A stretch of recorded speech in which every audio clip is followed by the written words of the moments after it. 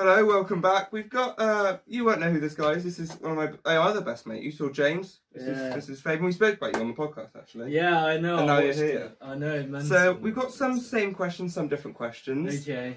Because you were sort of like, oh, I wanted to give my opinion on that bit, and you were sort of shouting when you watched the video, sort of thing. Yeah, but I can't remember which bit it was. Well, I'm sure you'll... I'll have something to say. Just a bit of a warning.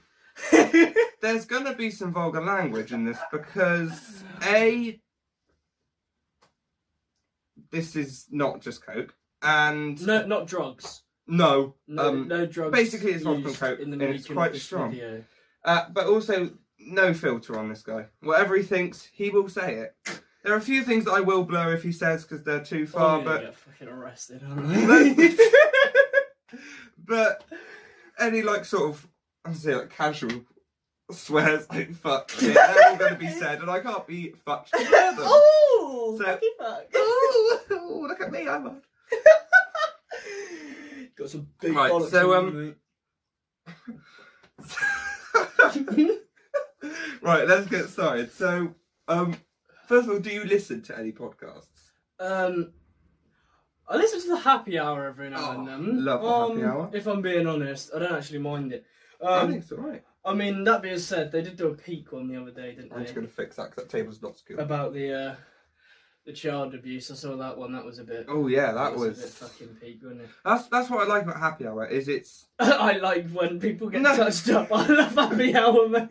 Nice one! Nice one! I literally thought it would be cancelled before I got 100 Welcome subscribers. to Fred West. No, what I meant is it's one of the, it can be so funny and lighthearted and ridiculous, like a bunch of lads just pissing around, and then 2 seconds later, it's the next episode or even the next segment. Yeah, you're like, it really is a like you have someone like Peter Blexley on there who's like an undercover cop who's on hunting. You're like, oh, this is like a proper serious. Exactly. It's like you got Vicstar talking about how much bank he makes from Minecraft, and then you get like Stevie talking about exactly, and then you get like But I wouldn't say I like listen to. See, I listen to it like religiously. That and David Tennant does a podcast with because I love David Tennant. I fucking love that. I only tend to listen to them. This is going to sound really offensive when I'm going to sleep, purely because his voice is very soothing. I know what you mean. Like when you can't get sleep, you're like, I need some background noise. But then that's the thing with podcasts is then like they'll just be chatting absolute guff, and then they'll just go, oh yeah, but one time I accidentally got my knob out in front of the football you're like, team. well, I need to know why. How did you do that? You're like, well, I need to know. And then you're like turning around in your bed and watching it. Yeah. And then, mate. So, so do you have any, like, because you watch YouTube quite a lot. Yeah, I've got fuck all else to do. Well, who are your favourites? Like, if I had to say, like, top 3 YouTubers of all time, who are we saying? Obviously, you got your KSI because he's just funny. And he does it all, doesn't he? He literally is everything. And his songs. I mean, I don't know if he should try acting again. I'd probably say no. But, you know, people would have said that he should have stopped music when he stopped music, so who knows? But I love his music. I have to admit, I do think it's banging. Simulation is a... I do like it. It does help you through the time, sets you in motion. It's a bit like... Actually, no, I'm not gonna like compare him to Phil Collins because that's fucking stupid. Yeah. But what I mean, the same kind of like... what I mean is he's got a song for everything. Yeah. So if you're feeling like, oh, I can take on the world, there's a song for it. Exactly, like... But if you're feeling like, oh, I just want to curl up in a ball and die, like there's a song you can for listen to Through These Walls and feel a bit sad, but it's a bit more upbeat. And then you got Groovy Kind of Love, when you just like, a bit more... and you're just crying. And then you've got your like... Do you like all the Sidemen, or is there sort of... Yeah. Because for me, the Sidemen's a weird group, because I think half together, of them... I fucking love together, they're just because they are a group of lads just pissing around, and it's brilliant to watch. But I think individual channels, the only people I really watch is... I watch pretty much every JJ video, because I find him funny. Yeah. Mini Minter, I tend to watch the odd one if it's good. Like, he uploaded a video yesterday, maybe But then again, I think it's depending on what I'm interested in at the time. Yeah. So, like, at the minute, FIFA 21's just come out. Yeah. So I'm watching a lot of Zerka. Yeah. Because he's got his packed out and stuff like that. But when, like, Modern Warfare came out, I was watching a lot of Vic. Yeah. So I think it really just depends on how I'm actually feeling at the time. I don't think I've ever watched a Vic or a... I don't think I've ever watched a Vic or Toby video all the way through. Mate, you just a... Hang on, what? I literally said. Sorry. Before it was like the 2 words, and you just. Oh, you know what? Sorry, but I do kind of enjoy Toby. I think he's funny as part of the Sidemen. It is all very different. I think they're all funny as part of the Sidemen. I just don't like Toby as an individual. Like the content he does, and same with Vic. Yeah, I think they're all brilliant in the Sidemen. No, absolutely, I just think but Zerka's channel's alright. Ethan I like. I really like the singer. I think he's brilliant. I think he's fucking absolutely. Like, he got COVID, didn't he? Probably, but he's a moron. But it's probably just because he's throwing his wang around, isn't he? Now he's thin. No, I think he looks good.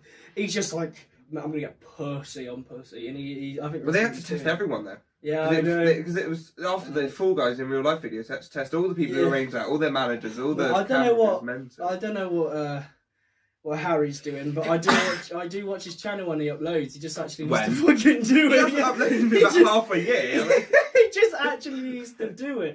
Is the only thing. But I don't know if there's one that I'd say I completely just don't watch. Outside of the Sidemen, are there any other YouTubers you?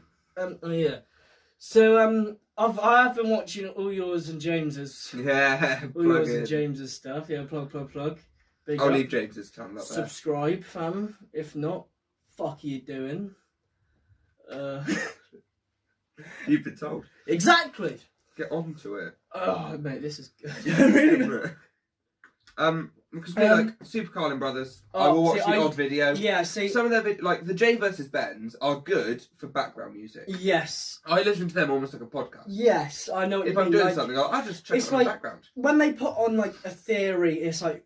Yeah, it is. It's like you're like, oh, hang on. Yeah, and it's because they always go in depth with their theories. Like they could literally say, I think Dumbledore is Harry's dad. And I'm like, nah, shut up. But then they find loads of evidence, and by the end you're like, you're like, actually, you know what? You got something. I don't know, mate. And they're just I think they're brilliant as people. Yeah, I do like them. Really, I don't watch their like solo channels. Only Jay's got Ben hasn't got one. Because I know they do vlogging sometimes. They haven't done for ages. Yeah, but there's COVID now, isn't there? But I know they. True, I used to, if it was like, again, if the video caught my eye, I'd be like, oh yeah.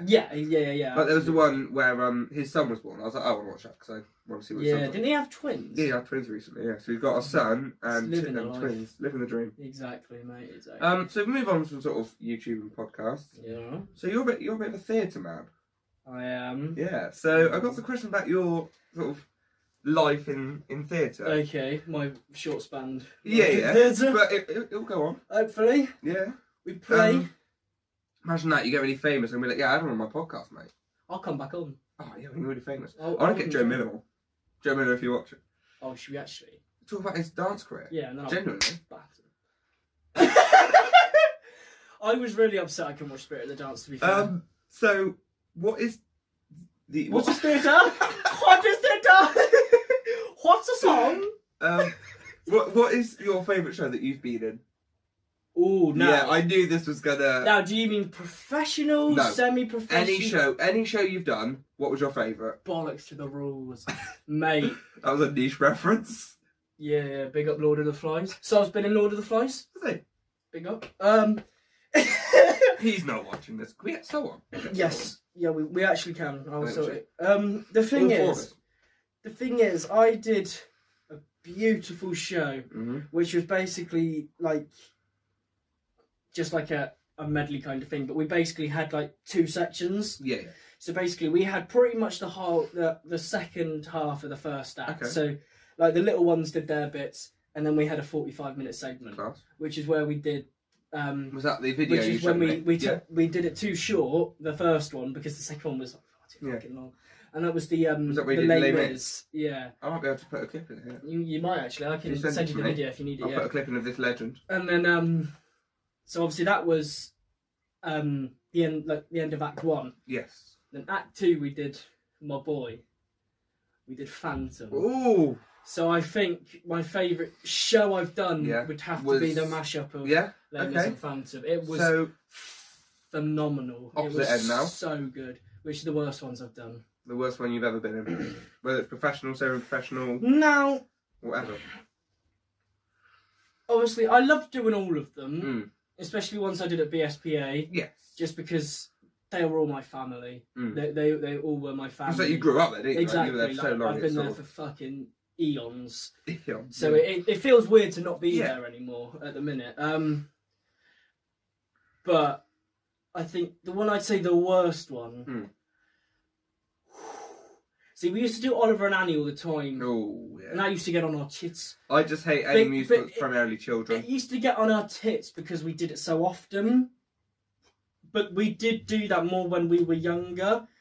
And then when we were older, like, I was doing Dodger, so I wasn't all that bothered. Yeah. So I don't think I could pick either of them. So just Oliver or Annie? No, I think I've got to go for one more. Oh, okay. If I were a rich man. Fiddler? Oh, okay. We did Tradition for 6 weeks because people were fucking stupid. Basically, no one... The thing is, everyone there really wants to be an actor, can get there, or a dancer, or a singer, whatever the fuck. They can all do it. It's just they lack the professionalism sometimes.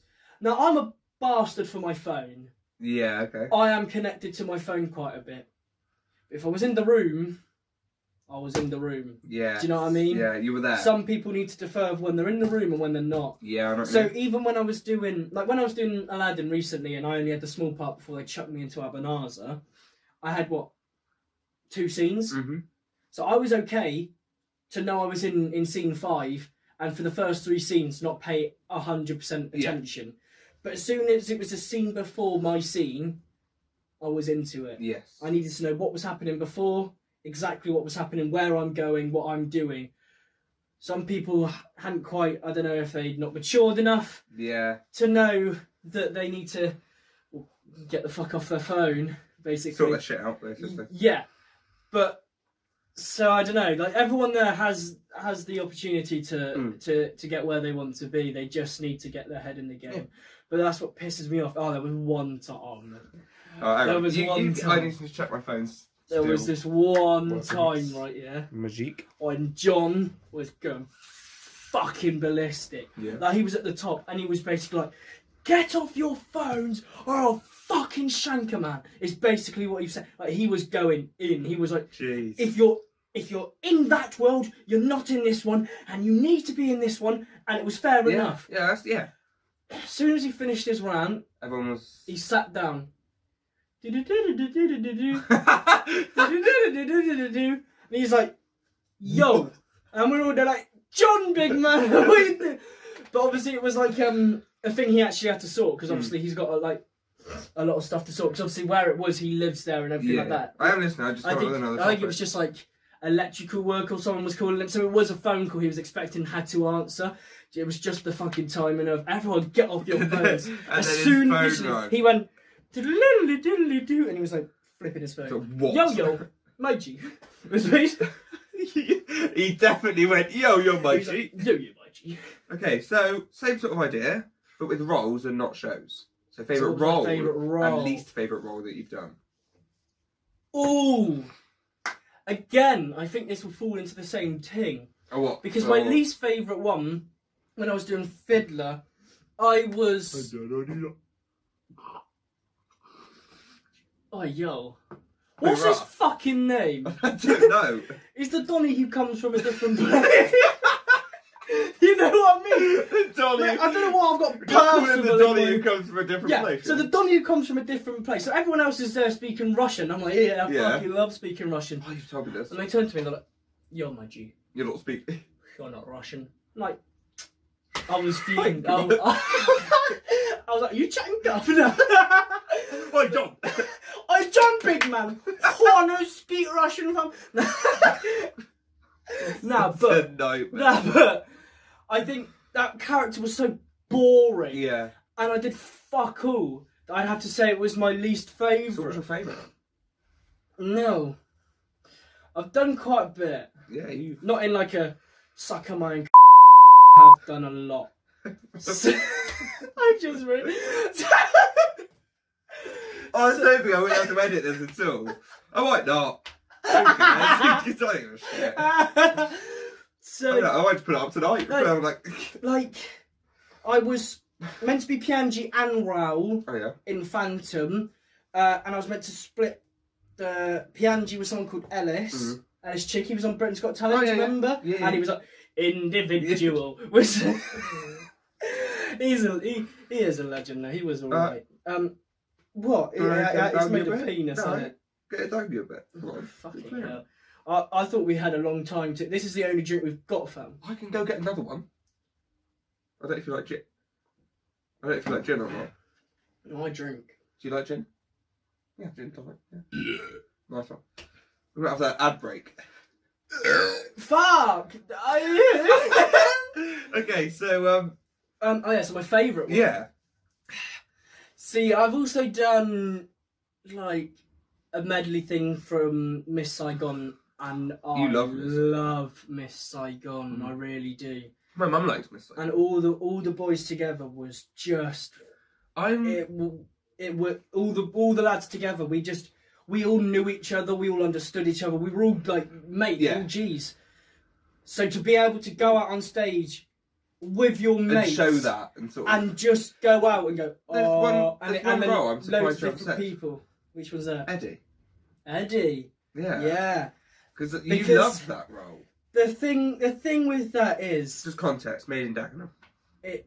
And for context, James, so the nerdy Brit, 1, subscribe, but 2, he's another card. But 2, he's a prick.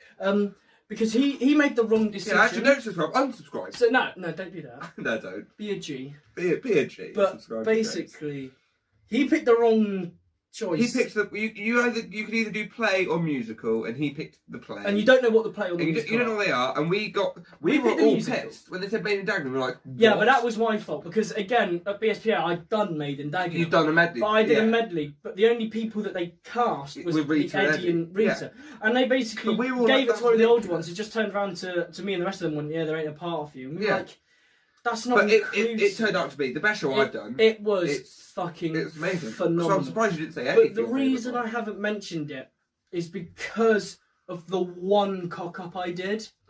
It was actually that leads on. Look at this segue. I swear. The next topic I've got is theatre fails. I fucking hate you. Literally, I've got so many. You know I typed it. You know I was typing. I thought theatre because we both got theatre fails. I've got so many. Right, come on. We'll take it. So you go, and then I'll say then we'll get back and forth. So I mentioned my mate Sol. This is going to be half an hour. So I mentioned my mate Sol. We love Sol. And he's been my Donny from day one, right? Donny, who lives in a different place. I think I knew him. I knew him before because I met him at BSPA when it was in Weston. Yeah. But when I joined BSPA, they sent me forward to audition for Oliver. Yeah. And so did Taylor, who is Sol's sister. Yeah. And we both got in, and we're in the same thing. Nice. And on the same night, she did overshine me, so it didn't matter. On the same night, I cocked up, but then she cocked up and... Was it a proper cock up? Sorted me out. So basically, I was down on the bottom of the stage, and basically Dodgers meant to come and try and steal my broom, and I meant to be like, fucking come on then, basically. And I remember that bit in Oliver. So I did all that, and he chucked the thing back, and I kind of just like dropped it and almost fell over. Ooh. And I was like, yo, mum's out there tonight. She's going to see that, and she's going to call me a balloon. Right? A balloon? What? And what the fuck are you talking about? And then Taylor just so stupid that let it out. I'm going to open the curtains. It's getting very dark. And see us. But I also said the wrong fucking name to my wife in Made in Dagenham. That was a bit of a... Which is the only reason I didn't mention it because you didn't want to bring that up. I think I did well. Oh, you did class in that, right? I wouldn't say I did... Look how professional we are. We're in the middle of a podcast and I'm just showing that. I wouldn't say I did fucking phenomenally. Sorry, subscribe. They're not used to, like... They're not worth it. I was going to say so, that. Unsubscribe. See you later. Peace. Are you still on yours or do you want me to... Because I've got a... I've got a shock. I was just saying, I don't think I did phenomenal in Dagenham. You were amazing. But I think the song, I knew what to do with the song. Both songs, actually. Letter and I'm Sorry I Love You nailed. But I loved I'm Sorry I Love You. That's so good. Because I had to come on, spin the thing around, open the sync, put the letter on, then get round to do it. As soon as I was bringing it on, I was like, if I don't put it down, I don't have to sing the song! But I was in the wings and I was like, shit. If you explain what the cock-up was with regards to the name, do you want to explain? I can't even remember what I fucking said. You said, so basically, Eddie's wife in Main Dagenham is called Rita O'Grady. And there's another woman called Connie Riley. She dies of cancer, right? And at the end, I bring on the kids after leaving her because I'm a prick, basically. That is literally the reason. And then I was like, I love you, Connie O'Grady. And I was like, what the... Connie O'Reilly, was it Connie O'Reilly? That's even worse. You didn't get anything right apart from the O. The only part of her name you got right was the O. But I did it to myself. Yeah. Because I'd done everything right and I was standing in the wings, you were like, holding the kids' hands. I was like, I'm going to do something wrong. And I went out and did something wrong. I was fuming. You were. But no one noticed. I don't think anyone noticed. I have deflated now on the peak. Apart from people who knew the show, no one noticed. Yeah, but I was fuming. And people started coming and trying cracking banter. And I was like, shut up, I will knock you out. So angry, so I did School of Rock in my last year of school. Yeah. With Nerdy Brit. And is this the one I watched? No, this is a different one. Okay. So luckily, this was only to like the school. So it wasn't to the public. No one had paid. This was fine. It was in assembly. And there's a scene near the end where I have to bring out a dress. I think the dress is meant to be in Dewey's desk. I get it and go, this is one of the designs. Basically, I played the fashion designer guy, the gay one, because obviously I'm gay. And I had to... a queer. I had to...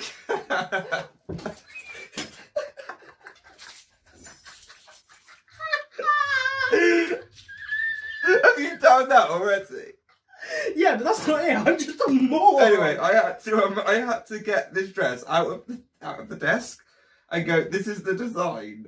No, it wasn't in the test. Guess what I did? It wasn't. That's not your fault. Guess what I did? Guess what I did? You just mimed it. Did you just point at it? I went, I've got the dress. It's not looking in. I put my hand in. I went, I've got the dress. Oh, mate, it was the night me and Reese Coombs watched. That was you the night. You were a nightmare. One, that's the one that they sent us the video, then like the DVD, and all you can hear is me and Reese Coombs. Two, Reese's laugh in that is insane. Two, when Mr. Green came out, me and Reese Coombs were like, Greeno, Greeno, Greeno. And Miss Reynolds was just like, are they shouting pedo? Mate, they came up to us and were like, when are you shouting pedo? We were like, when? Like, when were we shouting pedo? They're like, at the end when Mr. Green walked out. Like, what, Greeno? They're like, is it? Yeah, they're like, oh, is it, mate? And I was like, yeah. Yeah. What are you going to do? So... Another one that we did a panto. We did 2 pantos while we were at college. Yes, we did. The first one, I played the Dame. Yes, and the second one, I played the Dame. And there was a scene. And James, where, you know, when again. We're plugging this one. We've got it. You can have all my cards. I got no fucking cards left to plug my shit in. It's my fucking channel. So, basically, there was a scene where they brought on this like really cool red carriage. They introduced the princess. Yeah. Brought it on. It was me inside. So I was like, oh no, it's the princess, and then I had to kind of be like, oh hello girls. I remember that because I was on stage at that point. This was the first night. I was so nervous. That was when I bumped into you. And this was the first night. I was really nervous. And what I did a massive hoop with a dress on. Yeah. And basically, originally there was a seat in there, but Pete took it out. Yes, I remember. You have to like yeah. And my dress got caught on he left a nail in there from where the seat was. So as I came out, I went, hello, me dress got caught. And I nearly fell back into the thing, and I knocked one of because like 2 guards came out carrying it, and I fell back and nearly knocked one of the guards over because my dress got. It was when we were all in the ensemble and we were like playing together. The set, and Yaz just like said he kicks the set, and then James, we are plugging this guy. Albanazar walks in, aka James Skinner. Yeah, another card. You get a card. You get a card. You don't get a fucking card. Yeah, because I'm a G. And then he just comes on and goes, so this is P. King. It's a bit broken, isn't it? Mate. But I had what was called an act of genius. Was this the first or the second? In my panto when I was the Dame. So, I had some cunt lying down. Again, that's 3 times. I'll give it to you. Yeah. I'm not going to edit them out. And basically, so the G was dead. Yeah, like this. So his hand's like here, like next to his leg. Bit of context. The dad of the princess is ill and is led in the bed. Oh yeah, we did Beauty and the Beast. Yeah. And so Belle's dad, or was it Belle? Was it Rose? Belle. Belle. I'm calling her Belle. That's what she's called. Belle's dad was in the bed and he was ill and he was basically on the point of dying. Don't wink at me. And he's basically on the point of dying. Yeah. And then obviously I'm the dame, so I want some. And then basically he's under the blanket. I was just stroking his hand, which was obviously on his leg. It looked a bit... So basically it looked like I was tugging him off. And I just went really fast and everyone's pissing themselves.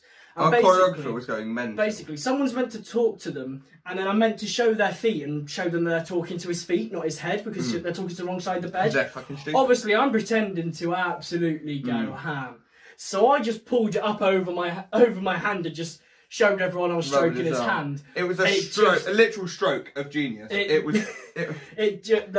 audience just went up. No, that is what I love about panto. You can get away with anything. It's like if you are a big character. If you're the dame, you can get away with anything. If you're the dame, you could literally shoot someone in the face and be like.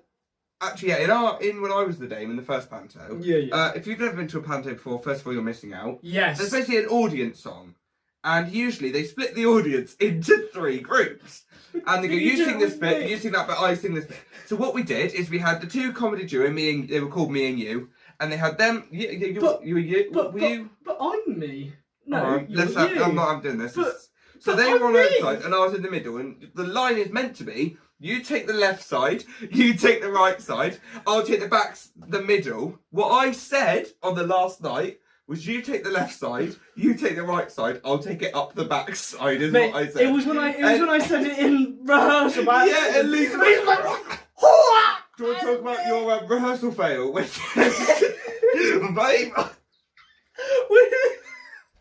Go on. It's so bad though. I should have been told. It was the funniest. I should have been told to leave. Right. So gave me a heart attack. Don't mention any names because I'm not here to be sued. No. So at college, obviously you've got like your lecturers, and then you've got like the head of department, then you've got the head of that oversees your whole department. Like, no, that Donny was in. The one day he came to our rehearsal. The one and he hadn't only seen any day of it. he was in. We were doing It wasn't even rehearsal for the show. Yes, it was. It was the end of your show.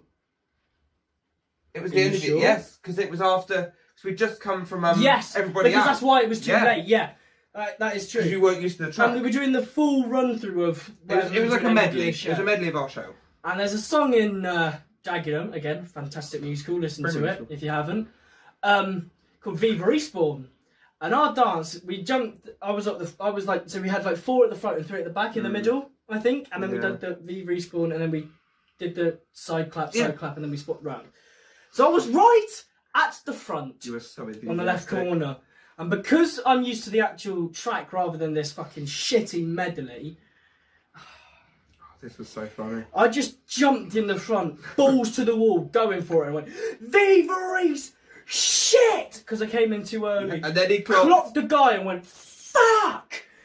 Our head of department had a heart attack. I thought he was going to die. I thought he was going to keel over. I genuinely thought he was going to die. We should get a refill for Yeah, we will. I'm going to do it. We'll finish theatre fails and then we'll go for the second pause it for the second half. Theatre fails wise, or actually not necessarily fails, but like, I'll do favourite shows and I'll do favourite roles at least. Yeah, do your favourite role. So my favourite role's obvious. So in the same musical, Made in Dagenham, I played. If you don't know what it's about, it's basically about women going on strike in the 60s.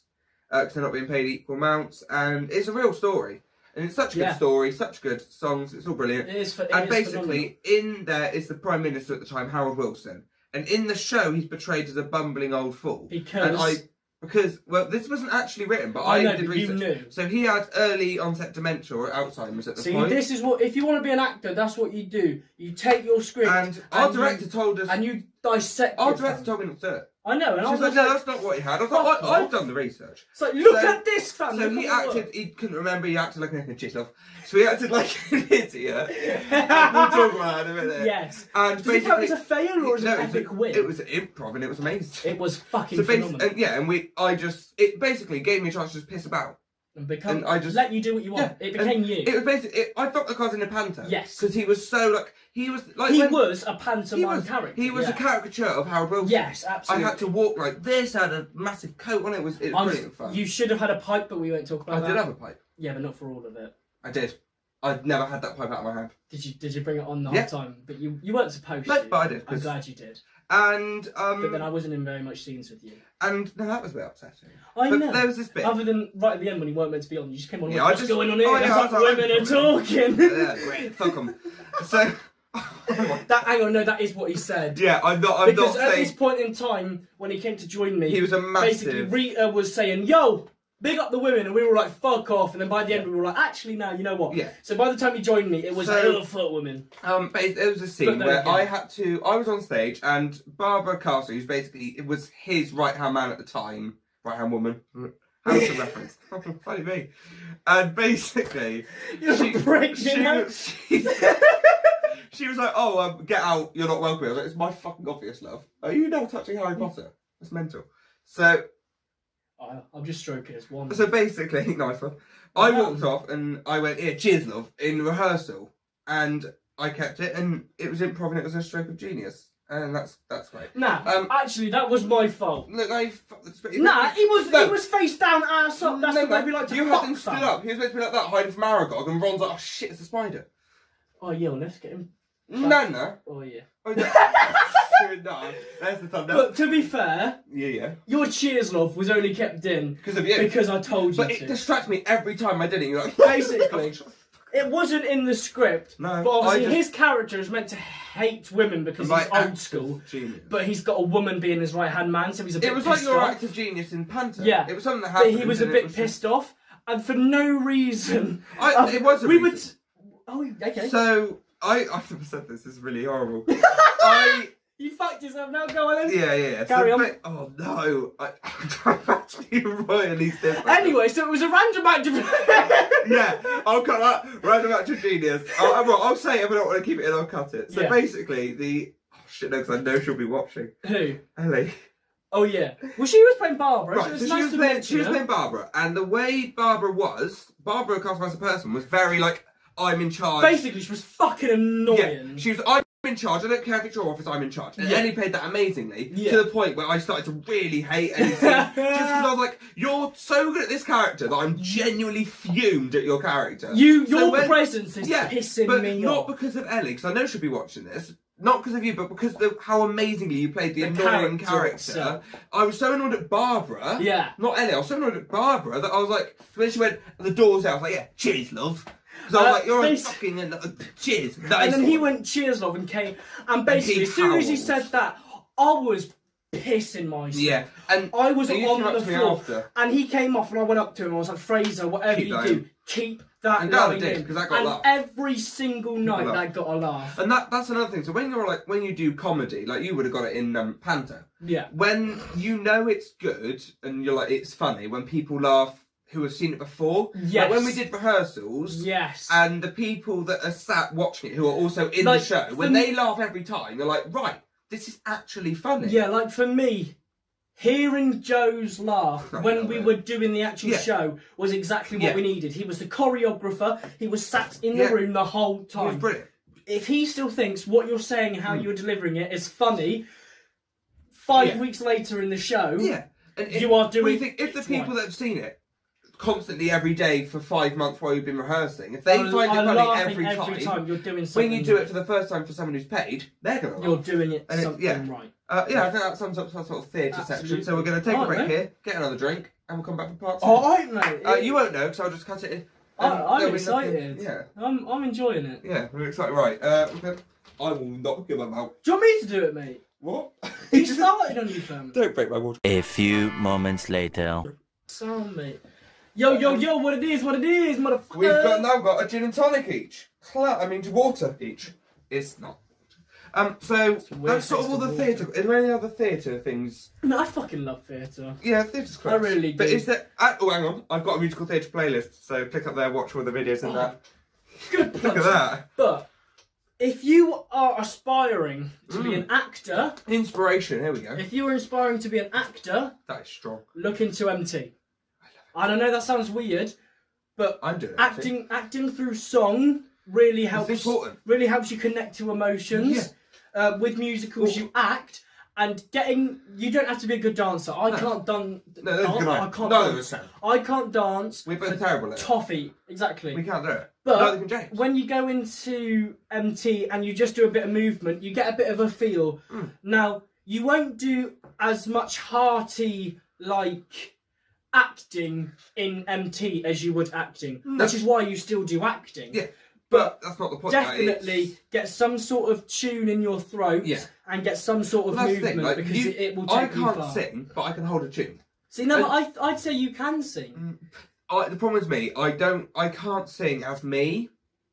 Yeah, I can sing as other people. Yeah, I kind of. The only roles I've done where I've sung has been Billy in School of Rock. I sang as American. Yes. The Dame. I sang as the Dame. Harold Wilson. I was an Old Northerner. Yeah. I can sing as other confidently. People. When I'm other people. But I think that's because I'm a character actor. I think you haven't spent enough time singing as Fraser. No. Which is what I'm saying. If you wanted to be an actor, have a look at MT and be you. Even if you don't do it full time, have a singing lesson. Have a dance lesson. Have a singing lesson, whether it's on Zoom, whether it's by the piano, whatever. Because I'd never had a singing lesson before college. Yes. And that first singing lesson, I was like, oh, I understand now.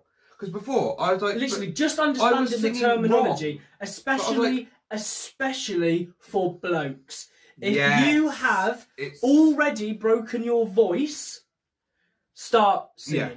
Because one, you will see what kind of songs you can do, what kind of range you're in, and it will help for auditions and stuff like that. That's why I think I was so shit when I did School of Rock. Because my voice hadn't broke. It was breaking. So I sounded shit. That's what I was going to say. If you're 11, I sounded shit. 2, if your voice is breaking, as much as you hate it... Rough time. It's a fucking awful time. And as much as you hate it... Especially singing. Sing. Same. You will want to try and go for a high song to see how high it will go nicely. How high can you go? And how... See, I'm a tenor. Like right now, how high can you go? No. Just do it. Just see how high you can go, come on. If you had a keyboard and did scales, I'd do it. There's a bit, Should we actually do it? We could do a video. It's like we could do a dance video. Warm-ups with us. Like, Like it will just be a video that people that want to warm up their voice can keep going Expand the audience. Yeah, so we won't do that. We won't do that today because that's a. Yeah, I'm a fucking mess. That's very funny. That's some. Cheers, man. Cheers, Lord. We can do a dance video I think that's something we'll do at a later date. Should we do a dance video as well? Yes. We can do a dance tournament video. Yeah, alright. We'll do it tonight, maybe. But I think we'll leave the singing lesson. I think we'll do a proper video on it that people can look back to and if they need it. Because you've got make it a series. Because you've got Pop's got a head like a ping pong ball, and you've got just your average R's. We could make it a series. We could do a series. Get James involved. Of audition and warm-up tips, just like a whole series of it. We'll do that. That's happening. Anyway, is there any more theatre-related things you want to talk about, or are we all right? I love it. So, what would you say is your I knew this musical was coming because you always shit on my dreams. Actually, you know what? I don't shit on your dreams. Actually, you know what? I'll give you 5. Say your top 5. That's easy. It gives you room to put a bit more that you like in, but you still have to say, this is my number 5, this is my number 4, this is my number 3, this is my number 2. I'll say them all, and then I'll put them in order. Really, the only one that actually has to be in order, really, is number 1. Yeah. And you could be like, ooh, Dear Evan Hansen. So, something rotten. This isn't in order at the moment, but so Dear Evan Hansen, Book of Mormon, Hamilton. Yes. This is where it gets... Interesting. Something rotten, I'll say. I think it's underrated. I don't know about underrated. Underappreciated, no one knows it, I don't think. But I think the people that have heard it have the right feel about it. I think it's what people haven't heard it. If people have heard it, they like it. Yeah, exactly. That's what it is. One more. Oh. I still can't believe you don't like it. I really don't. I really have to. I'd probably have to. See, this is difficult purely because... Do you know how much I wanted to just bring the mask? It's going to be what I've been in. It's going to be what I've been in. I think it's going to have to be Dagenham. See, I think Dagenham... Purely because it's... Dagenham, I think that's... But favourite out of them, purely based on how many times I've seen it live, Book of Mormon. And it's... Really? It's... Because... I know... Right, so... Actually, no. I'm going to replace Lady Dagenham. The Lion King. I saw that in Bristol. Fucking phenomenal show. See. Now. Oh dear.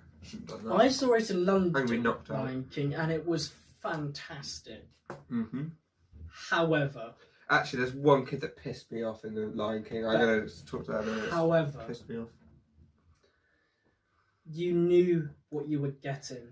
Because you knew the story. That makes sense. You know exactly... Yeah, because it's such a random... Like, when the... kicked in, you're like, and here comes the wildebeest. Yeah. But when it's stuff like Book of Mormon, obviously think... when you've listened to it, you know what it is. But whether you listen to it or not, you know what's happening in Lion King. For me, so for me, I don't think... I did industry placement at a school. I'm not going to say what school because I don't want to give away my exact location of life. But I got a free ticket. They were going to see it with their GCSE drama students. And my dad works at the school. And he got a call from my drama teacher, my old drama teacher, and the ones who've taken them, be like, my old drama one of the kids has dropped out of seeing the Lion King, got a free ticket. Does Fraser want to go? What kind of prick would you? Do you not remember? I walked out of a college lesson in the computer room, so I got a call. I was like, Lita, I just had a call from my dad. Can I go check? She was like, yeah, fine. I was like, what's going on? He said, well, your drama teacher's called. Do you want to go Lion King? And said there's a free ticket for Lion King. Do you want to go? I was like, yeah. Well, yes. Fucking and it was, yes, I knew the story, I know what's happening. I still cried when Mufasa died. But it was so amazingly done, apart from one thing.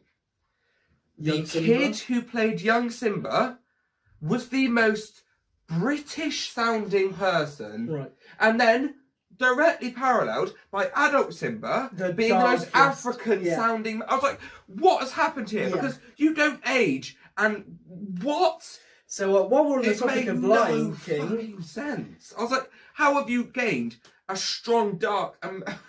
I just snapped. This is a catastrophe. A strong, dark... Oh, Fabian! Oh, it's a fucking nightmare! Where's Harry? I've been in the fire! His head was backwards. What's the fucking run called? Oh, there's so much shit in here. I need a loom band for Sit forward then. Anyway, since move the chair forward. Since we're on the topic of the Lion King, you're gonna kill me. When I was in year like 5 or 6, I got a call from my agent. They're like, "Yo, they want they want you in Lion King," and I was like, "Bat, Simba and that, right?" Bat, Simba and that. What? So I needed to send obviously my name, my agent, all that jazz. And then I had to send a photo of me. And then they just text back, "Yo, you're not black enough." Yeah, but it's South Africa, mate. And I was like, yeah, but I used to be like proper dark. And I was like, rah, what do you mean? And then I watched it, yeah. I was like, rah, what I watched it, yeah. Oh, no. I haven't had this bit. And when I watched it in London, it was a black kid. Yeah. But I think I saw a recording of it on YouTube. I don't know if it was from Bristol or somewhere else. Mm-hmm. And the young Simba was the pastiest white boy I've ever seen in my life. Yeah, that was like, I wouldn't be surprised if they were ginger kind of white. Oh, jeez. And I was like, hang on a minute. What is this? I'm not saying I'm darker than you necessarily. But it's like, hang on, but you've actually got the part. Do you know what I mean? You've seen Lion King? I have. One of my favourite things about the Lion King is Zazu. And on Broadway, he is done exceptionally well.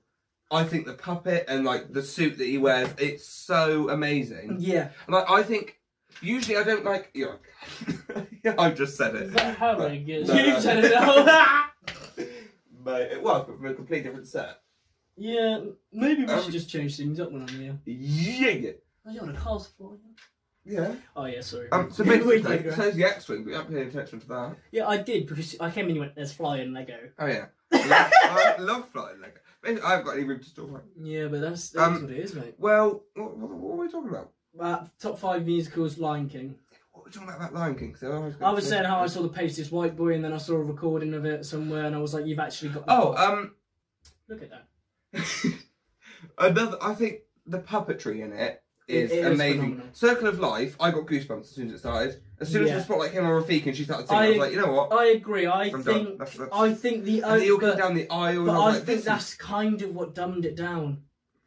The opening was so and then it went phenomenal. You have all the animals walking past. I think it definitely went sort of puppetry up, and it is amazing. The birds flying. I was like, this is phenomenal. I am going to say something probably controversial. I think I probably will agree. The Lion King would be done very, very well as a medley. Yeah. As like an hour-long show of the best songs. Because the dialogue's actually boring. The proper puppetry and all that.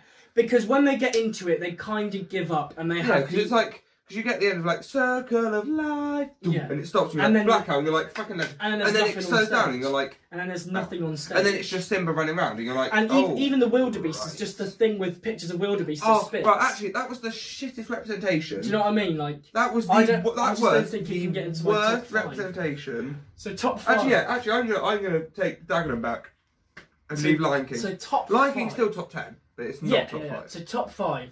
Obviously, I've got my Phantom. Yeah.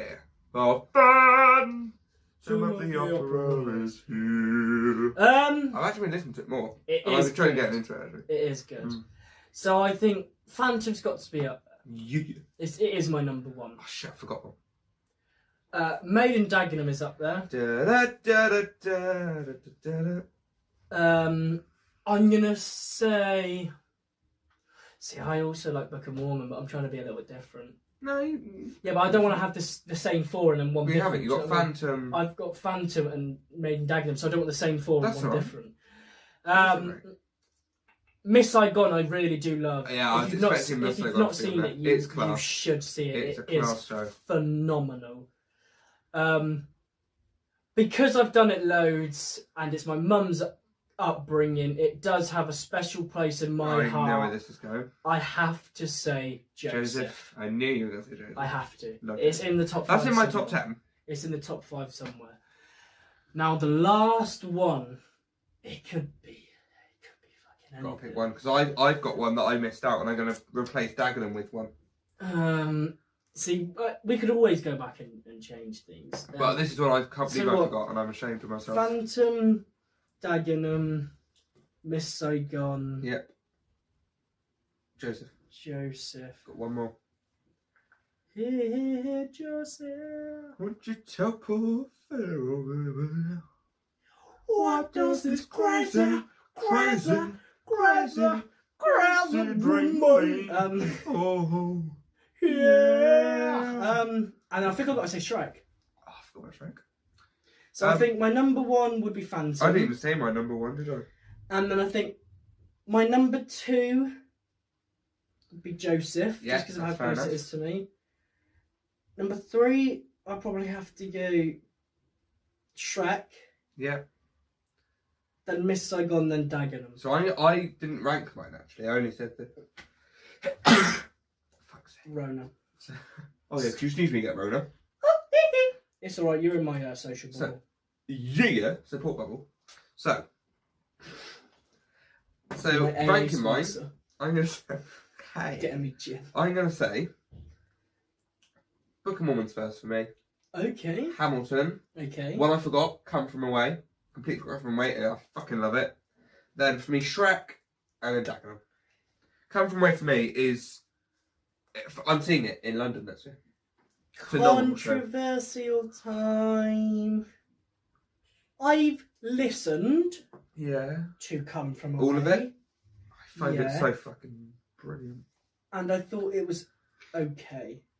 I didn't think it's the best thing I've heard. I love it.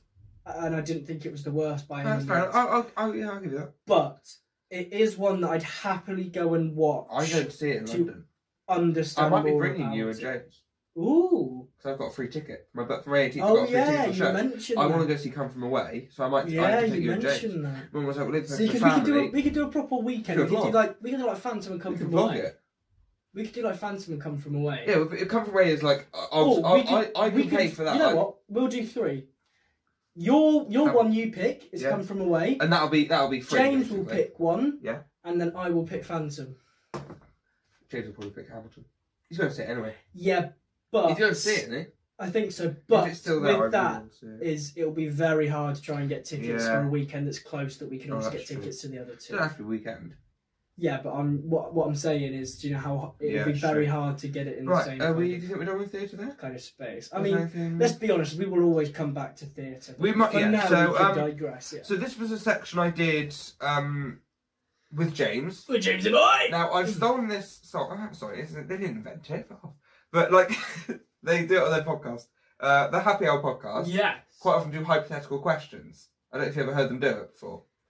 So and I enjoy it. So I thought we'll do some here. I'll do some with James. We'll do some here. So first one. So do you know what a hypothetical question is? And do you? If they don't, question you don't need to answer. So I'll do it. So basically, it's a question. Which I don't understand how you do that in a podcast. It's a question you don't answer. A question that's never going to happen. But if it did happen, what would you do? Sort of thing. Like this will never happen. So like, if you get AIDS, if it did happen, what would you do? Yeah, okay. So picture this. There are 100 balls, like little ball pit balls. Yeah. Okay. In a bag, right? Right. 99 of them are blue. Right. 1 of them is red. Yeah. Every time you pick out a blue ball, £1 million in your bank account straight away. You pick out the red ball, dead on the spot. Bankrupt. Dead on the spot. Red ball, you're dead. You're gone. That's what I mean. As in money wise, or they shoot you in the skull? No, they shoot Russian you. Roulette. Someone's there with a gun, fully loaded. You pick out a blue ball, 100 million in your bank. They transfer. Okay. Red ball, you're shot. You're dead. Okay. How many blue balls are you picking out before you go? We'll leave it. I don't want to risk it. Because you could pick out 5. Pick out the 6th one. It's red. You're shot. Waste of time. How many blue balls are you picking out before you 99. Because I'll have the bag here and I'll be like. No, you can't check. Blue. You can't check. It's blindfolded. Did you say 10 mil or 100 mil? 100 mil. 100 mil every time you get a ball. You get the red one, you're shot. I think at least 4. See, I'd say 3. 3 or 4 for me. Yes, because even. Oh yeah, okay. And then if I got to 4, I'd be like, we'll leave it. You know what, we're sound. 400 if you had 4 mil, if you had 4 mil, it's a lot. Only a mil. You don't get 100 mil. Just a mil. You said 100 mil. I meant a mil. I've written down a mil. Yeah. Well, if it's even you 4 get 4 mil, you're like, that's fine. You know what? We're class, mate. Yeah. There's a lot. But you could pick out 1 mil, go for 2 mil. It's a red one. You're shot. It's fine.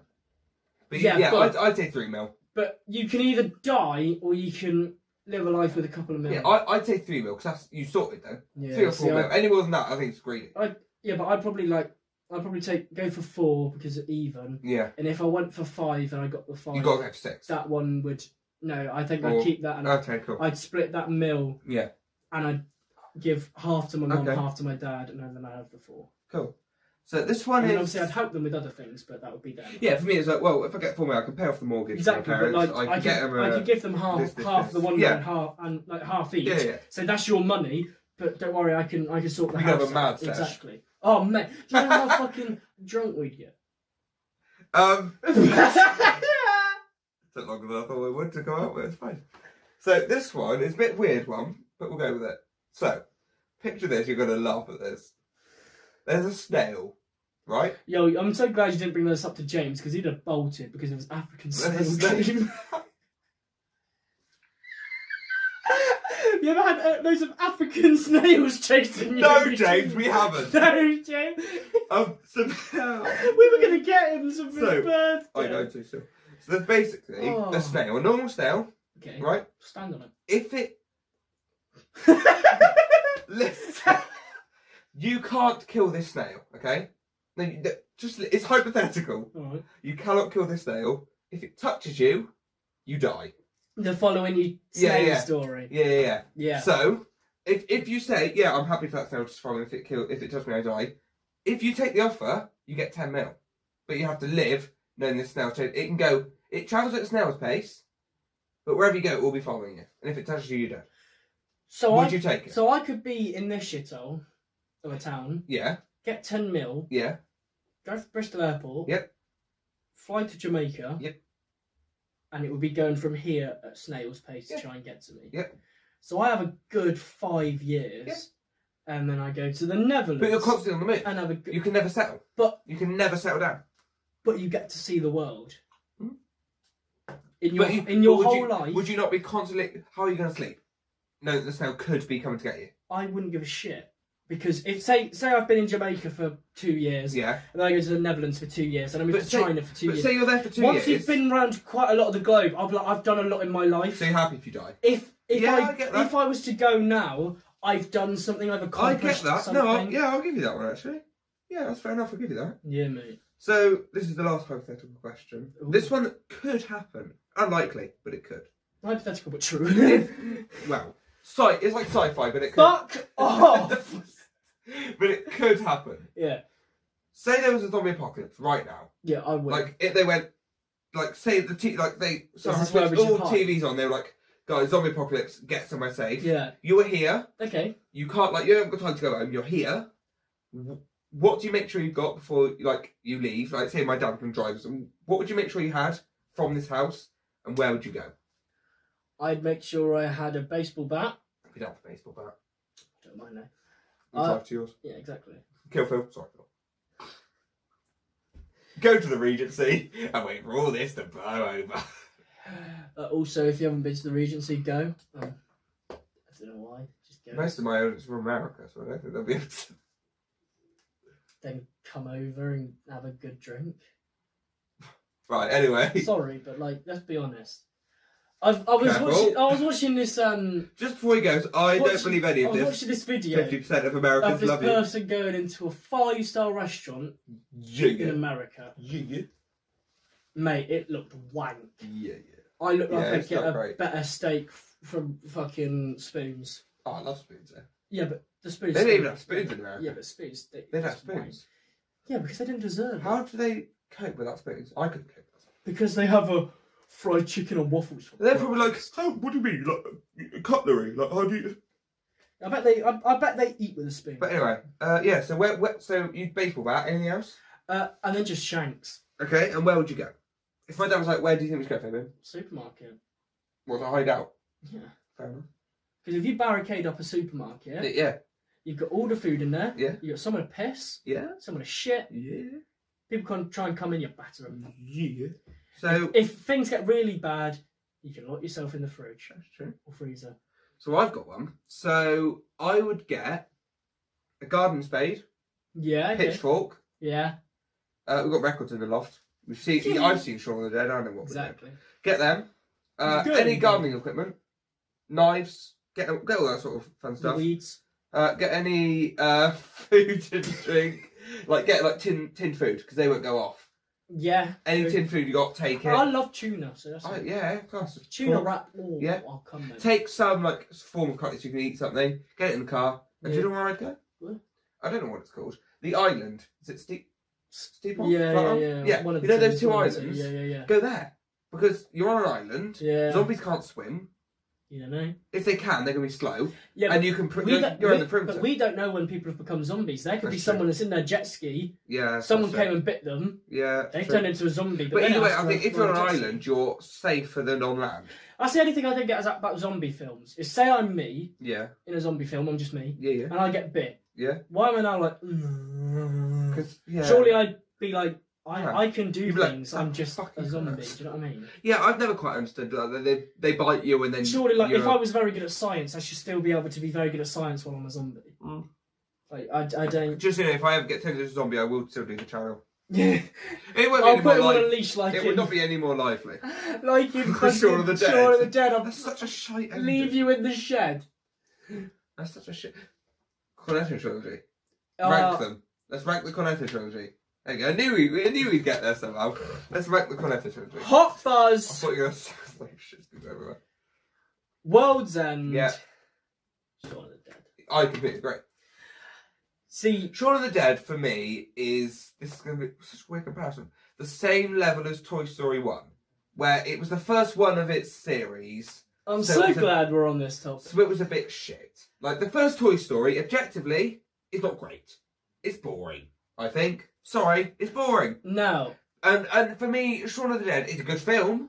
It's amazing. But does it measure up to the other two? Does it go anywhere? No. Yeah. No, it doesn't. Now the thing with... It's just the same jokes repeated. Yeah, I get that. But the thing with that is, Toy Story 1, I don't think is all that bad.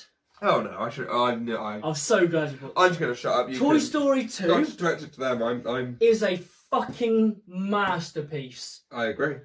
I agree with what you and James are saying. I don't give a fuck that the... Watched it. Basically, me and James did a video rounding out Toy Story. I don't give a fuck that the toy horse could make it. It doesn't matter because... They're talking. Yeah. That was what I said. I was like, if you're focusing into... If in Toy Story 2, like, your worry at that scene is... Why is he running a bee should not be able to fly. A bee does not know the laws of physics. Oh, good. So flies anyway. Or something like that. But again, in Bee Movie... Would bare millions of bees actually be able to carry down a plane? No. No! But if in Toy Story 2, at that scene, your thought is, why is Buzz going the speed of a plane? Just turn the film off. And it's not, are they going to get there? Just turn the film off. Turn the film off and shut. Because if you're not invested enough in the film, then why are you watching it? Yeah. Toy Story 3 banger. Was phenomenal. It came back after like 10 years. It was and it banged. Phenomenal. It was perfect. And then they fucked it. I'll tell you why it was perfect as well. Because the people that had seen Toy Story 2, I watched it quite young, I was Andy's age. Yes, I know. So then by Toy Story 3, I was Andy's age. And I was like, I get it. Yeah. I get it. I understand. And then they brought in Toy Story 4. So, objectively, Toy Story 4... It's the biggest load of wank to come into cinemas recently. Actually, I say that, but that new Mulan film looks shit as well. Yeah, I'm not paying 30 quid to say I'll wait till... But sorry, you have 3 films based around central characters. Then you just go, oh, yo, remember that bird that was in 30 seconds of the first film? No. Do you remember that bird that was in for 30 seconds of the first film? Yeah. And in that same 30 seconds, we kind of showed that Woody kind of had feelings for her. Yeah. Let's just bring her back and send the whole film on her. Now, I agree with bringing her back. Grow up. No, I agree with bringing her back, because I think bringing Bo Peep back was a good move. Purely because we never knew what happened to her. She just left. But I didn't care. I think finding a backstory... But I also didn't wonder what happened to Wheezy after he got... No, but we know... I also didn't care about the shark that disappeared. I didn't give a fuck. I'm Woody. Howdy. I'm Woody.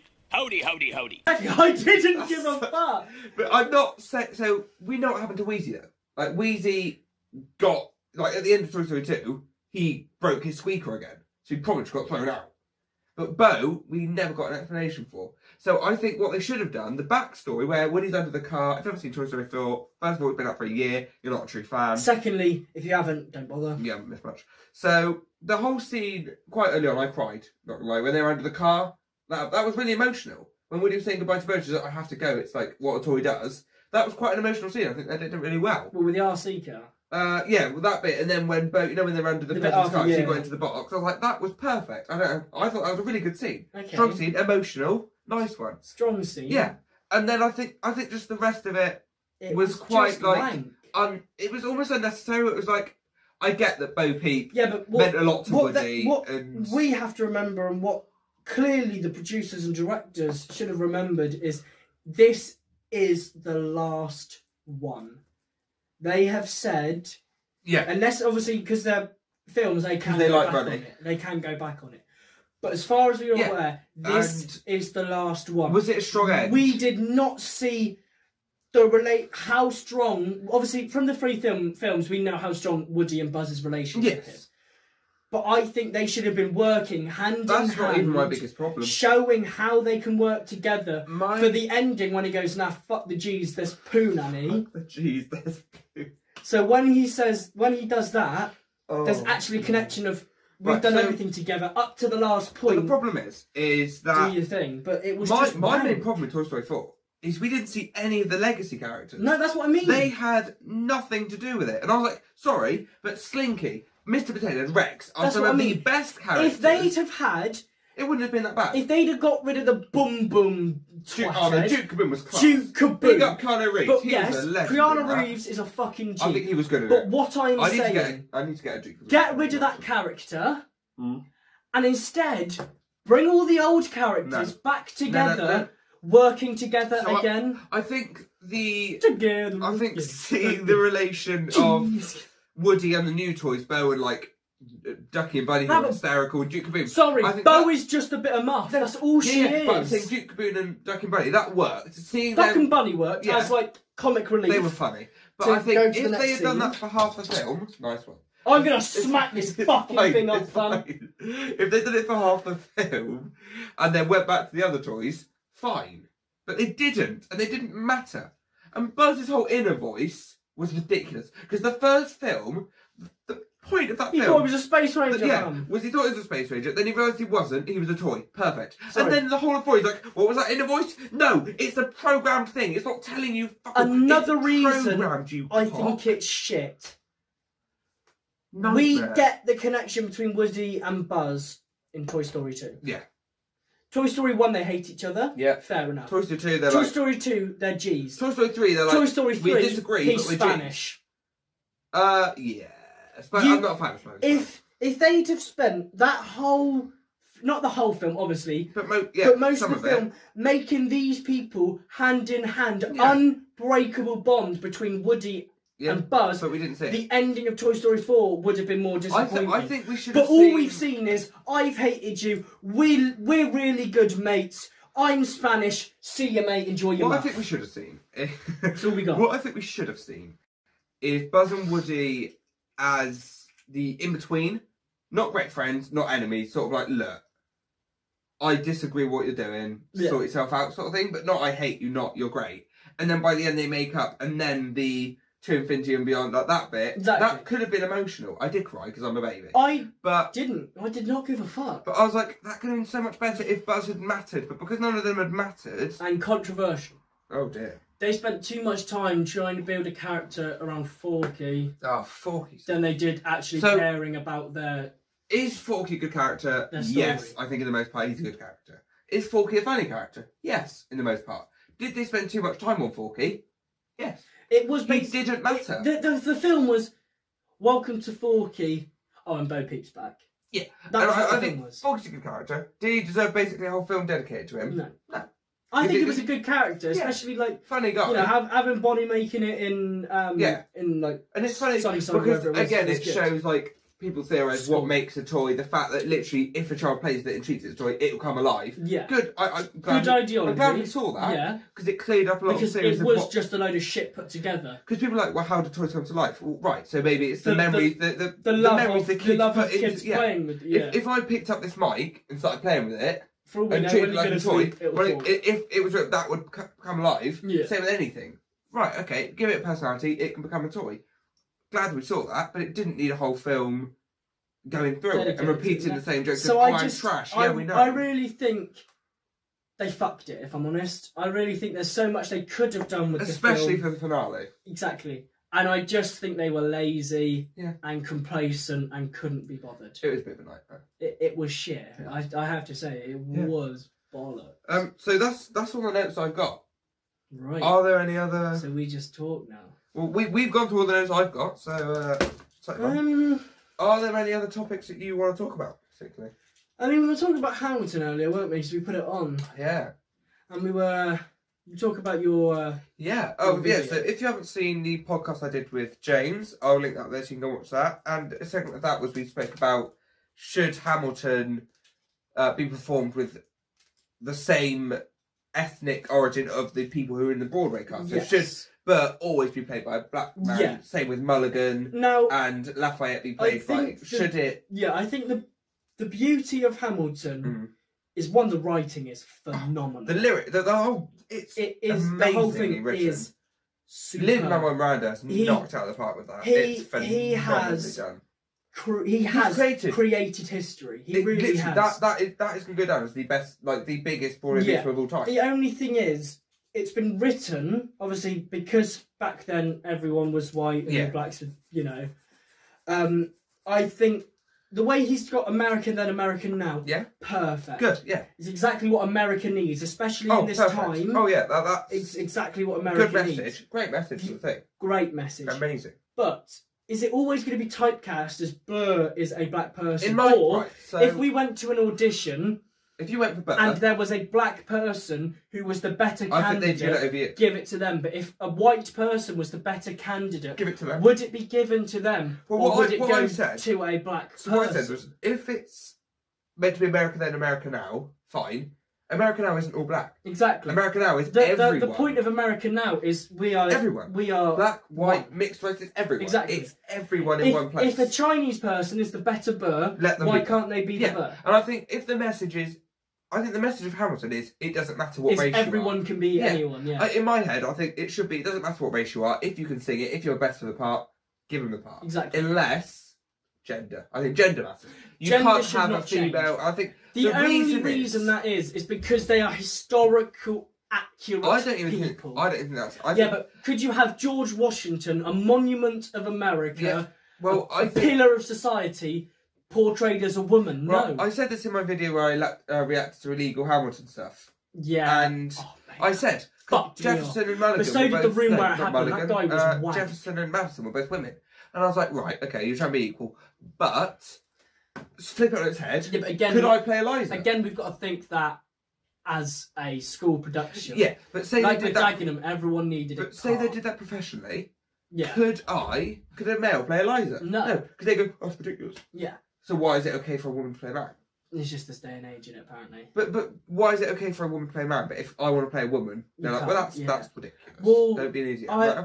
I just think it is how the world is based. Yeah. Like, I'm not saying it's women's fault or men's fault. It's no one's fault. It's just how the world is. No, it is someone's fucking fault. It's the fucking media's fault. Oh, yeah. The media tells you what to think, and people go, yeah, all right.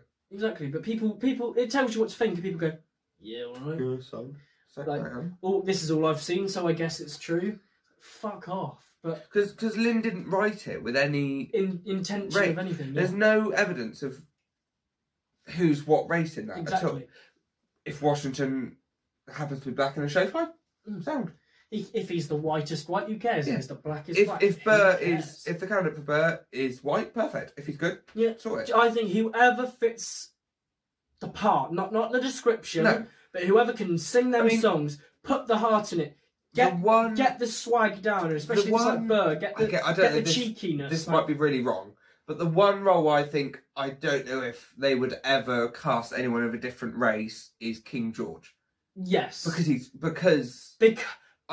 he's still a historical figure, but I can't... The only reason for that is because he was written as a piss take.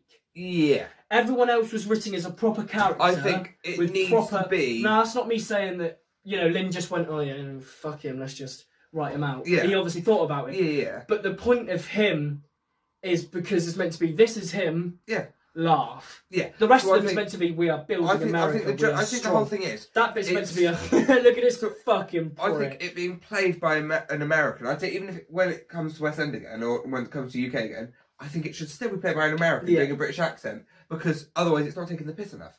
If I played King George, that's not taking the piss. I don't know. Because I'm a Brit. See, again, I don't know. I think at least it needs... the Brits are better at taking the piss out of themselves. Well, because Americans are like, oh, they were so annoyed at us. But no, it's hysterical. Yeah, it's funny. But that's the thing, the Americans are the one that get butthurt over everything. If we did and then we'll shoot them up. If we wrote a musical... and we had a character that was American, we took the piss of them, they'd be like, rude, isn't it? Well, you can't do that. Yeah, they wouldn't. They'd be like, hey, don't do it. And I'm like, no, they wouldn't. They're like, bang, bang, bang. Toy. It's yep. Put the kettle on. Again, Dagenham.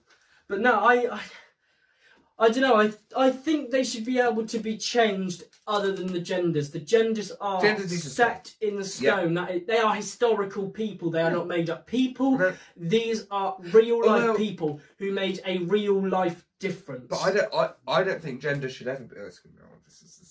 This is a risky thing to say. I don't think genders in musicals should ever be changed. No, by the character. But that's like having a woman as Mickey and you as Miss Johnston. What is the point? Why? What is the point in writing a character, going through writing a character description if you don't stick to it? If you then just go. But the character description, if you go on like Stage Agent and things like that, the description of Burr nowhere does it say black. No, nowhere. It says male. It says That's male. All it says. I swear it says male, and it says something like. Has a bit of swagger or something like that. Perfect. He's cheeky, basically. Nowhere does it say black. He is a black Evan, man. He is but like say Evan Hansen, it will say male White. White. Well, Caucasian. White Caucasian. And what is he, like a baron?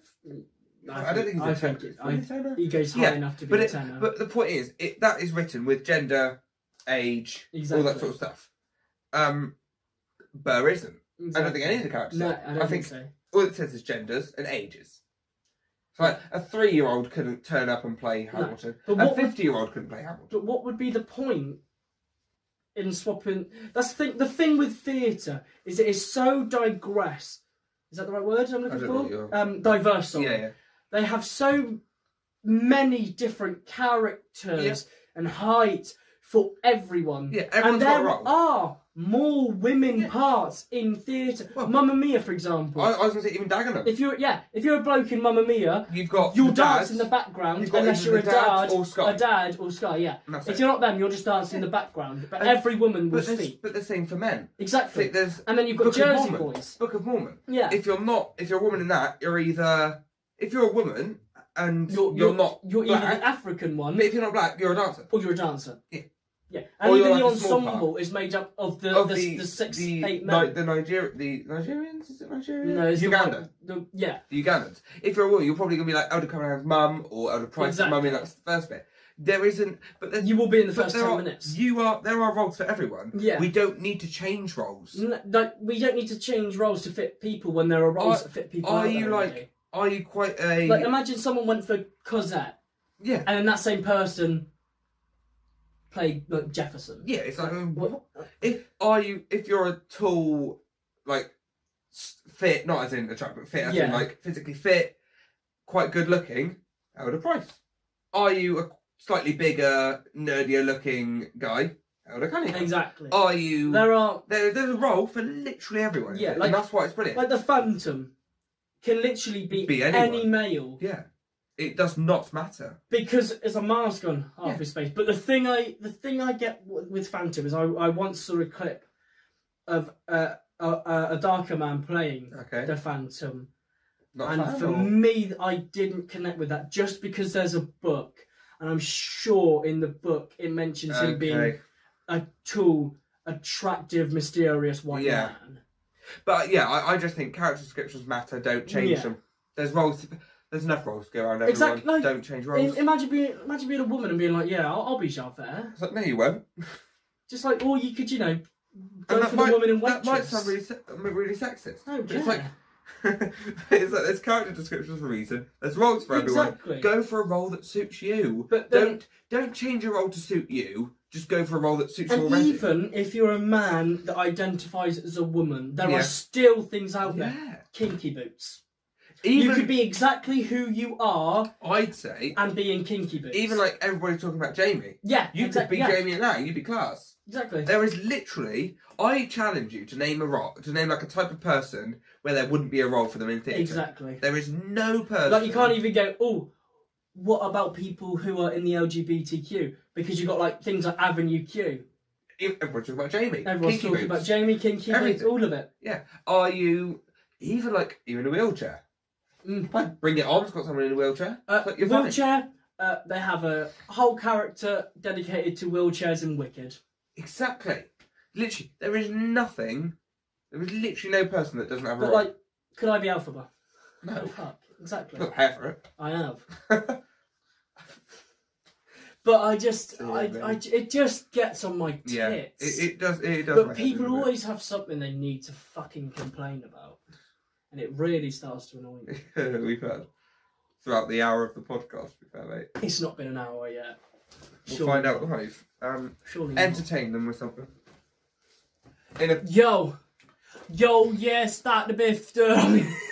It's longer than our one with James. How long is it? 1 hour and 20. Wait, we're not even finished. We finished with the laptop. Yeah, fun. There was something I was going to mention, I forgot. Loom bands? Oh, well, what? While we're here,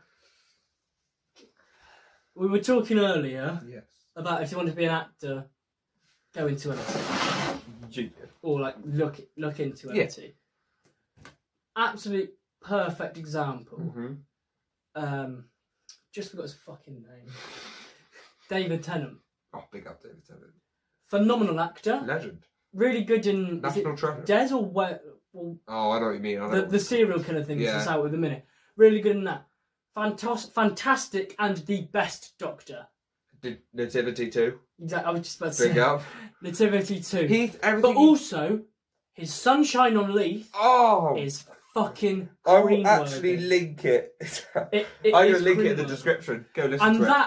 And that is an actor singing. Do you know what I mean? That is someone who has worked on his voice and looked at it, but is acting through the song. Yeah, and it's brilliant. But for musical theatre, that's all you need to do. You don't have to sing. All it is. You don't need to be the best singer in the fucking room. You need to be the one that can connect with it, can get the tune out, can get the emotion in it. Like, if it's meant to be a song when you're breaking down, and you're you're doing it wrong. You're not, whether you're the best singer, you're gonna not get that fucking part. Yeah. Like, if you're auditioning for fucking Eddie and Blood Brothers, and you're doing the fucking pill scene with a massive smile on your face, you're not getting the part. Whether you're the best actor, singer, dancer, you're not getting that part. If you cannot understand what's on the page... So this is something I've experienced quite a lot. Is people, I think, casting directors and anyone who's casting a show favours, pretty voice over, being able to act through a song. But that's... I'm going to sound cocky now.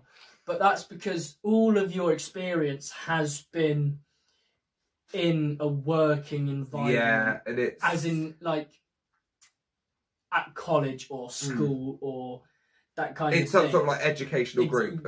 Educational, Even I was in like, a drama school for a bit. Everyone needs a part. I was in drama school for a bit, and it was still... Everyone needs a part. It was still really sort of inclusive. So that's what I loved about BSPA.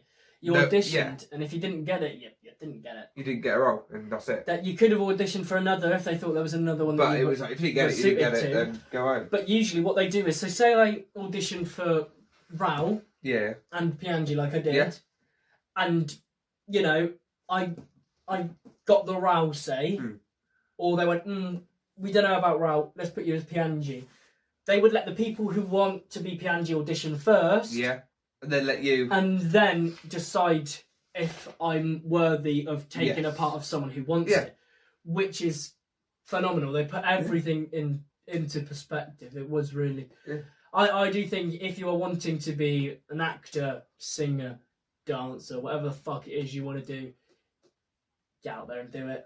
There's always some sort of class. There's no point in, like, holding back and waiting. Like, what are you waiting for? Exactly. If you wait, it won't come. And you might lose your, like, want to do it, or you might lose your sort of inspiration. I can tell you now, from the 5 months I've been off college and a bit of shit, I've lost full motivation for anything. And I did the filming the other day.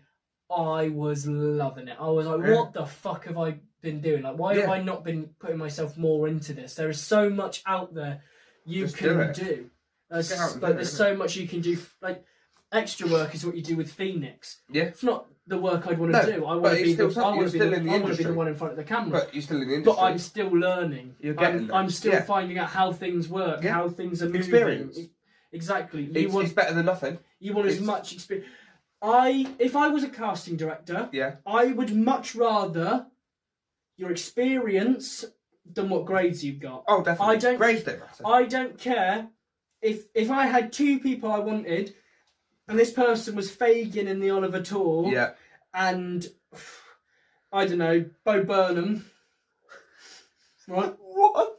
And he did the fucking Kill Yourself song, right? Where have you got Bo Burnham from? I love Bo Burnham, mate. Big up Bo Burnham. Say he was doing a fucking Bo Burnham I can't believe we've got. And it was Fagan in the thing, but then this person that's come in, you know, got a distinction.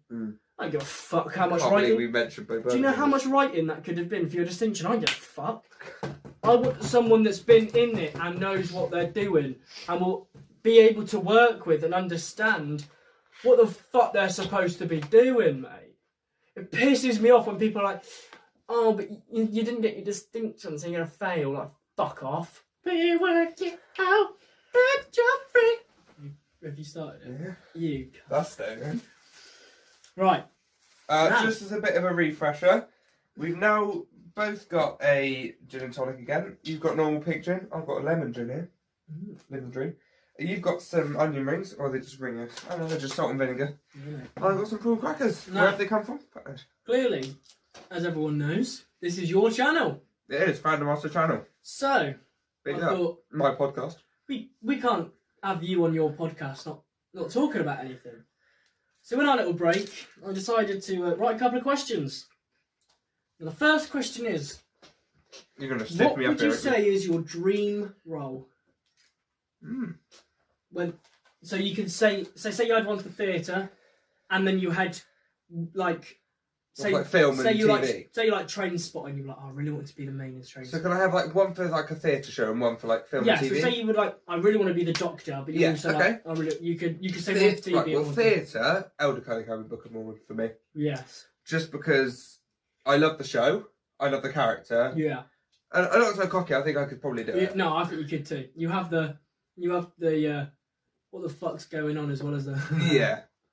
Yeah. He's obviously quite clued up, but he's also like, and I've got the size for it. Like, I can't be a skinny. Like, you couldn't be Elder Cunningham because Elder Cunningham's got to be fat. Like, he cannot be. But then I've done Pugsley and I was skinny.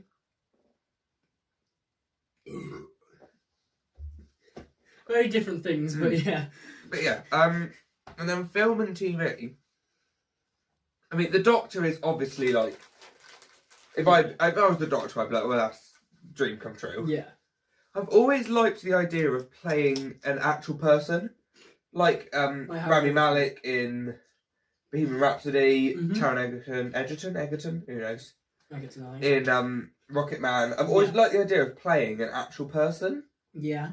And I have as well. Because then you can do research, you can do it well. Like, yeah. I feel like with the Doctor, it's your own character. You make it up. Which is why Matt Smith did so badly.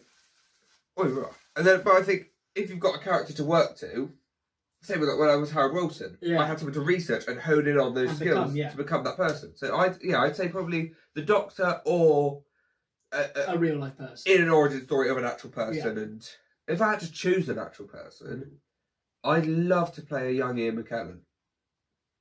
Okay. I'd love to be like. Okay, yeah. I really think there's going to be a film. I'd love to be Ian McKellen. I really think there will be a film of his life. Yeah, because he is also theatre. Yeah, he is. And I'd honestly love to play Ian McKellen. If I had to choose someone. Okay. Or Robin Williams. That'd be oh no, if I got to play Robin Williams. How has there not been a film about Robin Williams yet? It's still a bit sensitive, isn't it? Nah. Yeah, but if you did a film and did it amazingly, people would be like, you would know how. Who would you get to play it? You would know how the ending would have to go. Who would play it? Exactly. There's no one. Exactly. I can't think. It'd have to be someone I know. They bring in someone I know and you'd be like... May as well do Will Smith, because he did it last time. Oh, shit. I thought he was good. Actually, I said this in my video, for the genre that they were going for... Yeah, for the style this Aladdin was, he nailed it. Better Robin Williams. But he also wanted to be completely different from him. I just didn't like... I'll always have Robin, because I love Robin. He's like my idol. Yeah. Yeah, I really do love him. So I'd say my dream role is a bit obvious for theatre. Phantom. I'd love to be the Phantom. Yep. 5 foot Phantom. Nice one. Yeah, mate. But to be fair, he doesn't get the girl in the end, so it would work if there was a taller role. But that being said, if you're a proper Phantom person, you'll know that there's a Love Never Dies, where he comes back 10 years later and gets his muff. Actually, to be fair, we find out in that they had a one-night stand, so he already got his muff, and then he got a kid out of it, and Rao is just... He's just a cunt. But TV, again, I think portraying a real person would be sick. Yeah, like, who would you want to portray? See, I think I'd be Michael Jackson. I think I'd be a good young Joe Pesci. Because I'm small... and I'm feisty. Do you know what I mean? Like the fucking monologue he does about what's the film called? Goodfellas. When it was just like, you think I'm funny? I fucking love that. Yeah, you would be pretty good. I think I think that'd be quite good. But again, I would love to portray a person. I think that'd be good. Or like a young Robert De Niro or something. That would be quite fun. Actually, I forgot about another one. Ooh. Any Marvel film. Get me in any Marvel film. I was just about to say, I'd love to be a superhero. I don't care who. Even a villain, I'll be a villain. Yeah. I'd love to be a superhero or supervillain. Although, actually, it's a bit of a sidetrack, but that's how we got to around 20 minutes, and that's how we can get to 2 hours, isn't it? Okay. I wouldn't want to be a superhero in our age. Before, perfect. Like when they first did Iron Man, because you don't wear the suit anymore. You wear a motion capture suit, and it's pointless. Yeah, but you still if Tom Holland, him playing Spider-Man, just wore a black suit with motion capture dots. Yeah. If I'm playing Spider-Man, he also actually jumped off the walls. And no, but if I'm playing Spider-Man, I'm being in a Spider-Man suit. I'm not in a motion capture suit. If I'm in Spider-Man, put me like when the first Iron Man film, he wore an Iron Man suit. Yeah, perfect. But the next two, he wore a chest piece and motion capture. Yeah, because he didn't. Yeah, but that was more because he didn't actually. He couldn't really move. No, I know, but I was like, if I'm going to be in a superhero film, I know what you mean. That's why being a villain, you're more likely to. Like then, Tom Hiddleston. Yeah, I was about to say, I'd love to do a Loki. Or he something. Always wore. He never wore motion capture because it was just like a simple costume. Yeah, he never. So I'd rather be a villain if it means I get to wear a proper full outfit. I'd love to. The only thing is, it would be the same way, and they have already done it. But I'd actually love to be the Beast in Beauty and the Beast. I don't know why. There is just something about the film that really draws me in. LeFou. I'd love to be LeFou. Oh, you'd be a good LeFou. I'd love to be LeFou. Mate.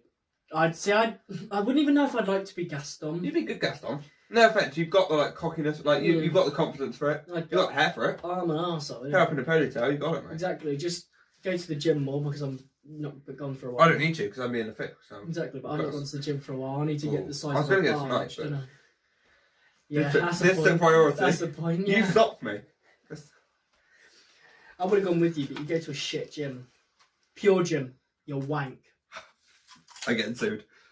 Who gives a fuck? Pure gym. Well, anyway, get an even amount of fucking things to use. Why have we got three fucking chess machines? Get 4 at least. Learn where you're fucking putting the things. Why have we got a rowing machine next to the dumbbells? Fucking grow up.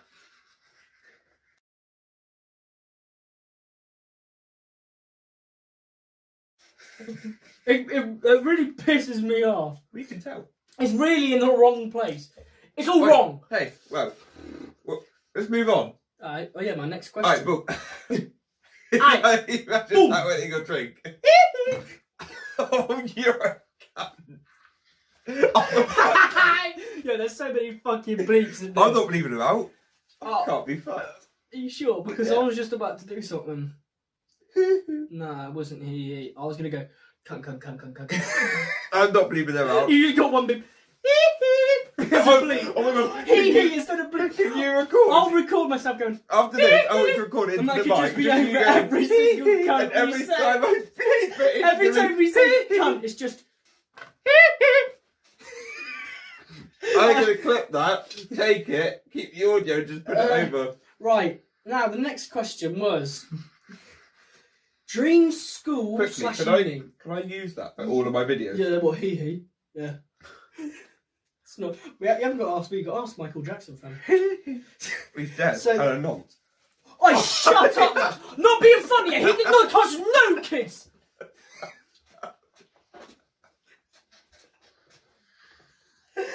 Now, Jimmy will fix it. Him, on the other hand, he was fucking kids. But Michael Jackson, these Donnies who came after him when he was alive, and it got shut down. And they tried now he's dead, and everyone was like, he must be a nonce. Shut up. We should have stopped this podcast. Shut your guffin fucking mouth. We should have stopped this at the theatre bit. We should not have continued. This is a nightmare. We should have stopped before we pressed record. No, the theatre bit was alright. So, questions was good. Dream school / uni.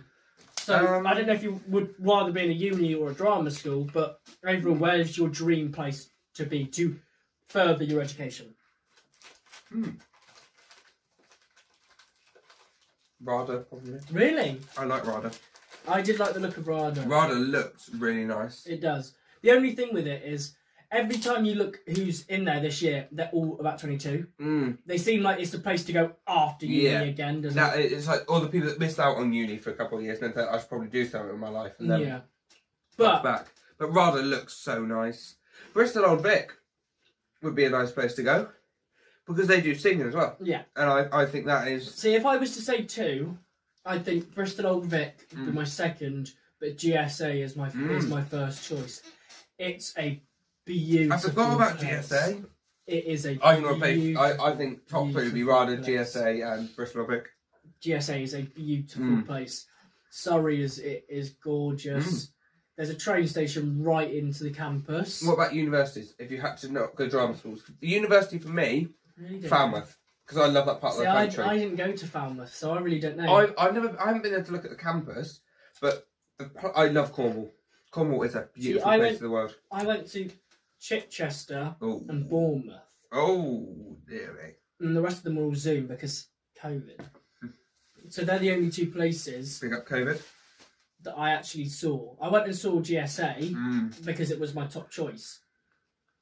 But fucking. Oh my God. Please cut that. Please cut that. Please cut that. Please cut that. Please cut that. Please cut that. Please. We digress. That bit's been skipped. We have to. It's got to go. Oh, he hear. There we go. Who does he hear? So basically, you're a nightmare. Yeah, I did get to the last.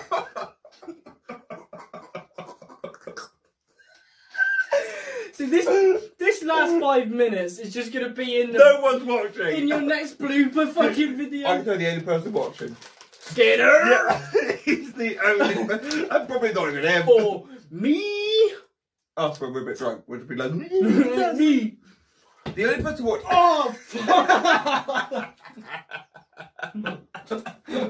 the only person watching this now is me editing. You're right, I probably am the only one watching it, but I'm enjoying it. Actually, the only but you're only up to this bit, so you can get the in. Yeah. But no, I think for me, GSA is where it's got to be. It's where it's got to be. Be the man who wakes up next to you. So where do you aspire to be? Would you rather be stage? Would you rather be in front of the camera? What would you primarily be doing? MT, acting, like what? Stage for the first part of my life. Okay.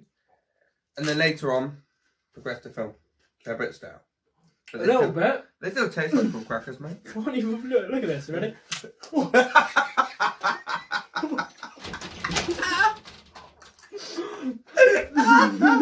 this!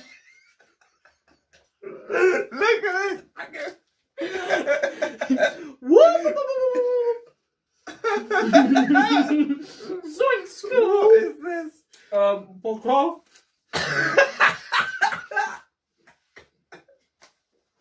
Oh, I don't know if I can even upload this. Oh, this is a nightmare. What are we talking about? Where I want to be. Oh yeah. That's who I'd be. That's who I'd be. So theatre for the sort of ready, and then going to film sort of later. Yeah. Like Ian McKellen did. Yeah. See, for me at this point in time, it's just I want to get in the films now. I've kind of not like saying I've done my life in theatre. Yeah. But I have done some theatre stuff. I mean, time. There will always be the love for theatre, but I think I really do want to try and get in front of the camera now. I can see a time in my life, if I ever get anywhere in the industry, where I will go, I'm finished with theatre now. You do? Well, you I can see myself in the future, at some point, going, yeah, that's me done with theatre now. That being said, that's class. Last year before, Ian McKellen and the other one, Patrick Stewart. Yes. Love that guy. They both did a play not long ago. Like 2 years ago. But I can literally see, I'll probably be like late 20s and I'll be like, I don't know. Because you have to remember, that's the beauty of theatre. It keeps coming and coming, doesn't it? Yeah. Coming. Like, in 2015, Who thought Hamilton was coming? Lynn. I fucking hate you, yeah. But the general public, who thought in 2015, oh, there's going to be a banging musical that in 4 years people will know what it is. There will never be another Hamilton again. Exactly. Not in our lifetime. But there will be something different. Yeah. It's an equivalent. Yeah. Which is the thing with acting and theatre. There's always something to do. There's always new things coming. Yeah, I agree.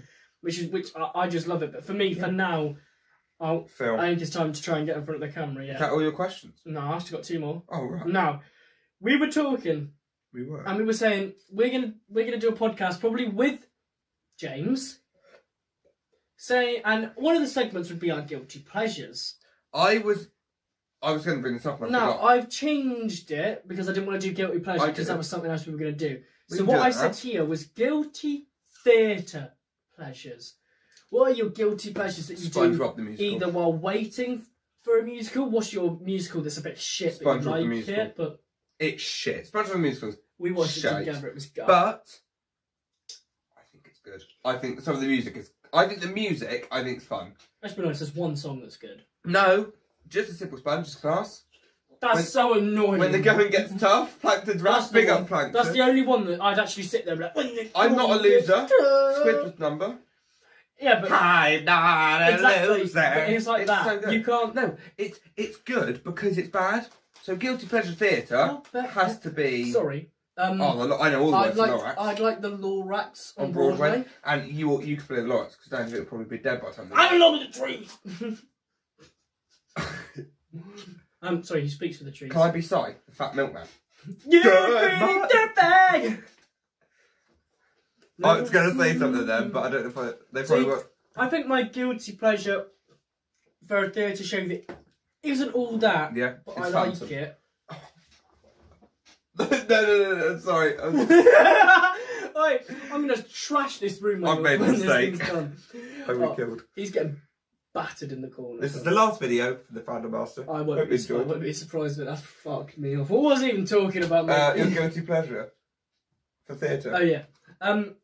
For a show that's not all that, but I love. Yeah. I do think it just has to be Oliver. Oh, I don't. It's a good show. I'm not saying it's shit. It is a good show, but it is one of those. Yeah, it's a bit like but then you're like actually. Yeah. Like. It was the first show I did professionally. Nice. Like, it just will always hold. The film I've always loved. It just will hold. I think we should do guilty pleasures now, or at least one. No, I think we should do it now. So what's your guilty pleasure? Do you have a guilty pleasure? Anything you do that you're like, that's. See, the only thing I'd say for me is I do everything evenly. But is that a guilty pleasure? Well. Because I haven't actually been diagnosed or anything to see if I've got OCD. But you don't get specific joy out of that. That's something you have to do. I do though. Like, but if I but you don't do it for fun. If I get a sweet bag and I get 4 out, I'm like. But you don't do it for fun. Like you wouldn't go out of your way to do it if you weren't eating something or if you weren't. I always go out of my way to make sure it's even. Like, I used to walk in a pace of. Yeah, but you wouldn't go out of your way to find something to do that with. You wouldn't go. What can I do that I can put like. A guilty pleasure is something you do, you literally would do for fun. Like right now, you just do because you think it's fun and you enjoy it. Okay, so say what you were doing. I'd see if I can. So my guilty pleasure is I genuinely enjoy some ASMR. Ooh. So that is a pretty shit thing to like. I hate it. But some of it, I genuinely listen. Not that kind of ASMR. But like, there's some ASMR that I will watch and I will think, actually, like, it helps me get to sleep because I find it really. When women are like, "You want me to choke on your cock?" No, that's disgusting. That is vile. Shut up, mate. That's it's not. ASMR. It's genuinely not. So, it's weird, and that's the thing. It's guilty pleasure. That is a weird thing. But there are certain things I'm like, certain ASMRs I'm like, actually, that's quite soothing. Guilty pleasure. I have to have a drink every day. Alcoholism. Guilty pleasure? I think it is. Big up alcoholism. Yes, aren't you? Actually, I can't promote that. Most of my owners are 12. I don't think they are. I don't know what age. Hopefully they're not 12. Guilty pleasure. Oh, we're keeping all the fucks and shit, aren't we? Yeah. So I can just say anything. Yeah. Come on. Now that you've got some context of ASMR is my guilty pleasure. Yeah, my guilty pleasure. I really enjoy having a wank. Like, if I can't get to sleep, that is... Sorry, no. I'm just heading out there. Sorry, you cannot say, as a guy, you cannot say if you can't get to sleep, you will have a go. Can I just say, you directed that straight to the camera. That was very rude. I'm talking to you because you're there. On here, you're looking directly at the camera. I'm looking at you. Do you want another hairband? Yeah. Not in the middle of the podcast because we're professional. Well, fuck you, man. Don't ask me in the middle of the podcast, then. I can't sit down because I'm a mongrel. But, like, if you can't go to sleep, as a guy, you can't say you don't have a go at yourself. Yeah, but... That's what I mean. I don't know if I'd say it's a guilty pleasure, like I enjoy it. Because... No, it's just you're tired and you need to... But yeah. You're not tired, but you need to. That being said, I do like clapping cheeks. I really enjoy fucking... Meow. I fixed it. Oh, he. Oh, he. Like, I actually, I just do enjoy it. But, like, guilty pleasure, I don't know if I have any. Because, let's be honest... Everything... You're going to have to he that now. Because everything I've said has been, like, just a guy thing, really, isn't it? Yeah. Like... So is there nothing that's, like, equivalent to my ASMR thing? See, I don't know. I don't think I have anything that I go... People know that. Because that, I'm like, no one can know that I like it. That's what I mean. Like, if there's some... Now everyone knows. I don't think I have something that will make me go, oh, if people know that would be... Right, you've got any other? But I don't like that. I don't like the fact that we've gone onto a segment and that's alright. Quote unquote if you don't have something, you can't make up a guilty pleasure. Surely there's got to be something. That's what I mean. You might not even know it's a guilty pleasure. Yeah, but surely when you're doing it, you go, well, this is a bit abnormal. You might even not. You might just think it's normal and then go, is this not normal? That's I guess I bite my nails a lot. Oh, yeah. And then I play with them. But is that... Oh, that's not good. How do you play with them? Like, I'm doing it right now. Wait, a nail in your mouth? That's disgusting. Do you know what I mean? Like, I bite my nail. Okay, that's a good... Does that give you pleasure, though? And sometimes I'll spit it out. But I'm a very fidgety person. So you need something to do. So sometimes, if I haven't got anything to do, or I don't want to just sit here and fidget and look like I'm fucking myself, I'll bite my nail and I'll just keep it and I'll just twirl it about. So I guess biting my nails. We'll go with that, and playing with it more than just biting it. And shoving it in my teeth and pulling it out and stuff. Oh, that makes one. Like shoving it between my teeth and my gums. Yeah. Fan of that one. Right, you got one anymore? It's very weird. My last one. Oh, okay, I'm excited. My last actual question until we just chat fucking guff. Favourite artist and actor. Artist, so, like, what do you mean artist? Favourite artist could be someone on the in theatre, so someone on the stage, or so you could be like, oh, I fucking love Gavin Creel, even though no one does.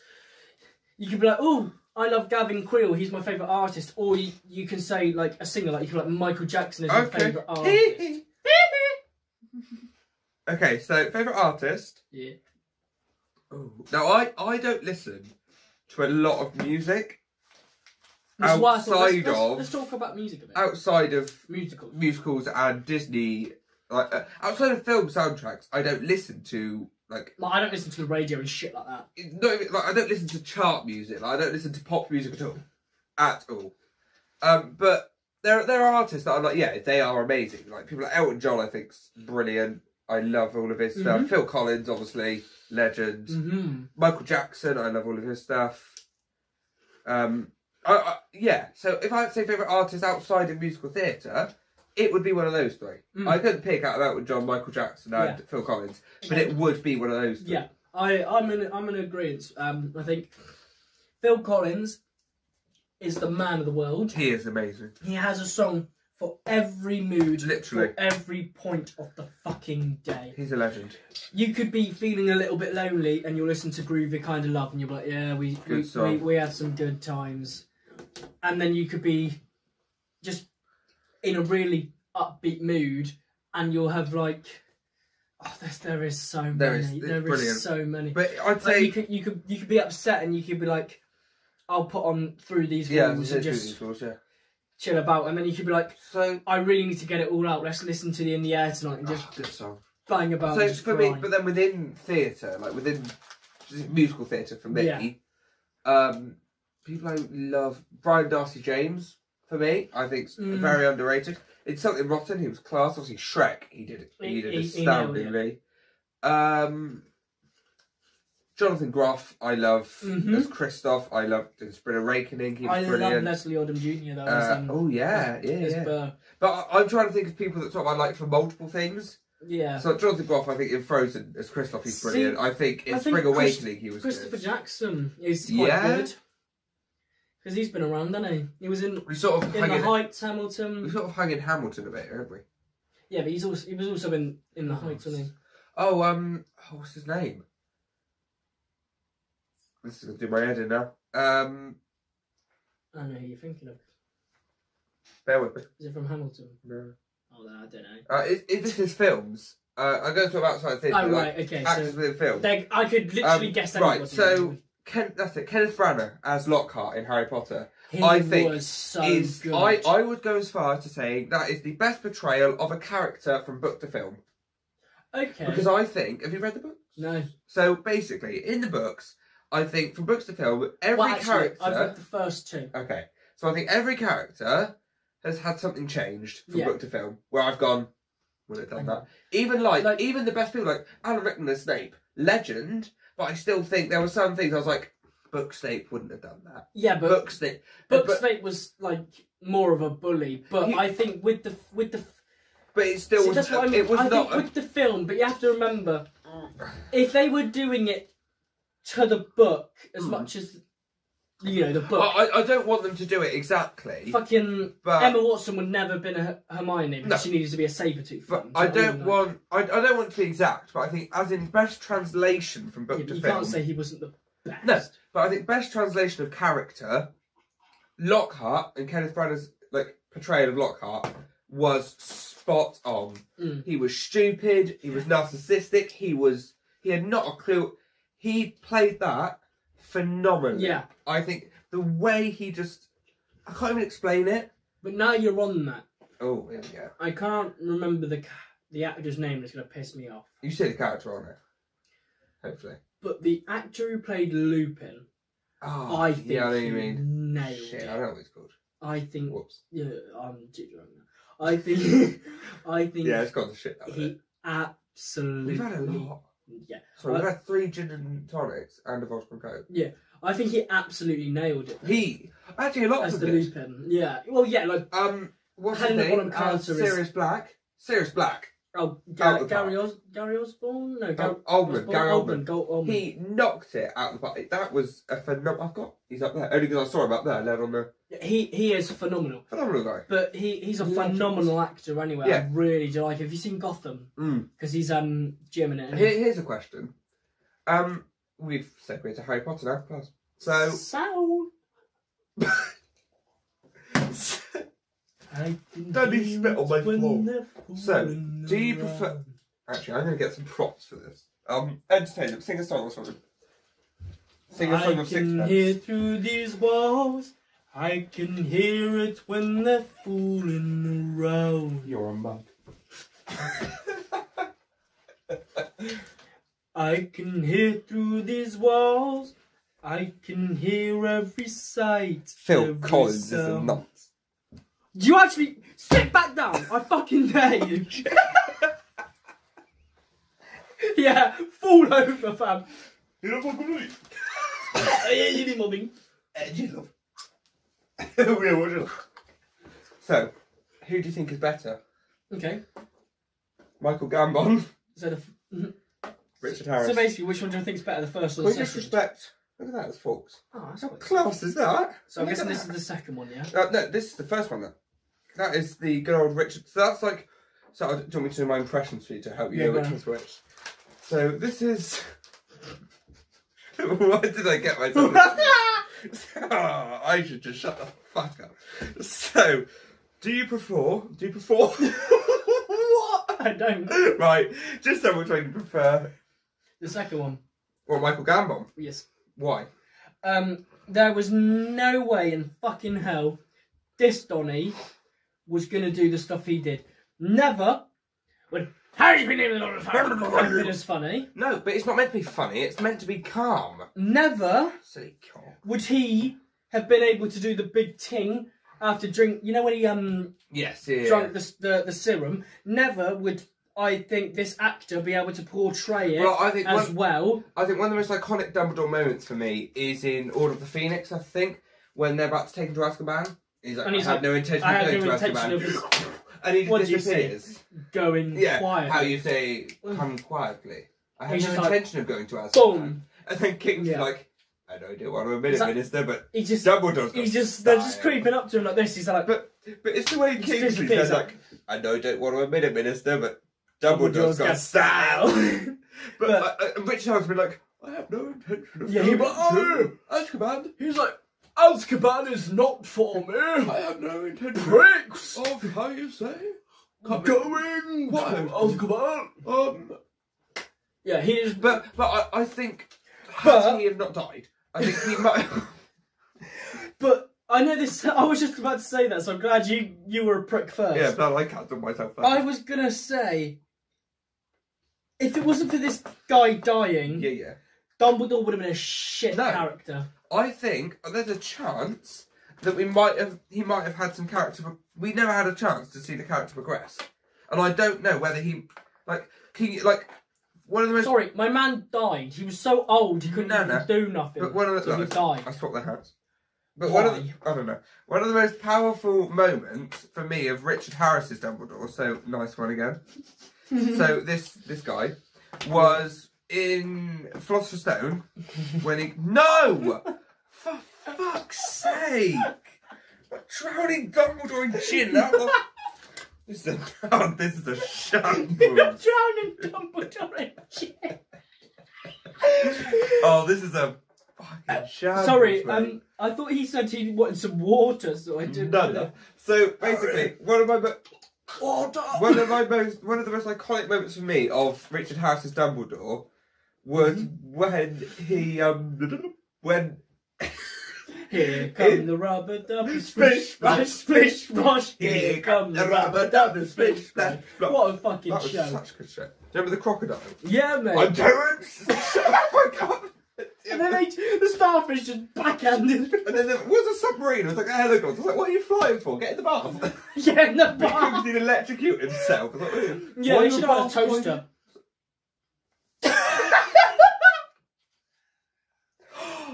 We'll get onto this. So I'm going to continue my Dumbledore. So one of the most iconic scenes of Richard Harris's Dumbledore, this old guy, was when he, in Philosopher's Stone, when the troll comes in and was like, "Troll in the dungeon!" I thought, "Troll in the dungeon!" I thought, and he was like, "No." And when they all panic, and he goes, "Silent!" And it's like the loudest he's ever been. I was like, "Silent!" But when I saw that, I was like, "Damn, he's not a quiet guy." I think if he'd had time to progress...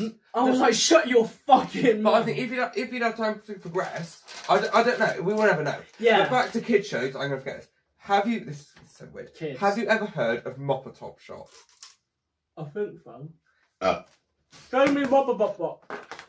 What did you say? What is that? I said, "What's the time?" No, you fucking didn't. You said a Wobble-Bop-Bop. No, you fucking didn't. You said a Wobble-Bop-Bop.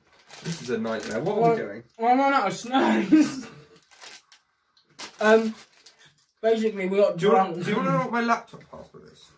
Thanks. Any other topics and then an outro? That didn't fucking work, did it? Any other topics? Thanks. Outro. No, because we're talking about Mop-a-Top Shop.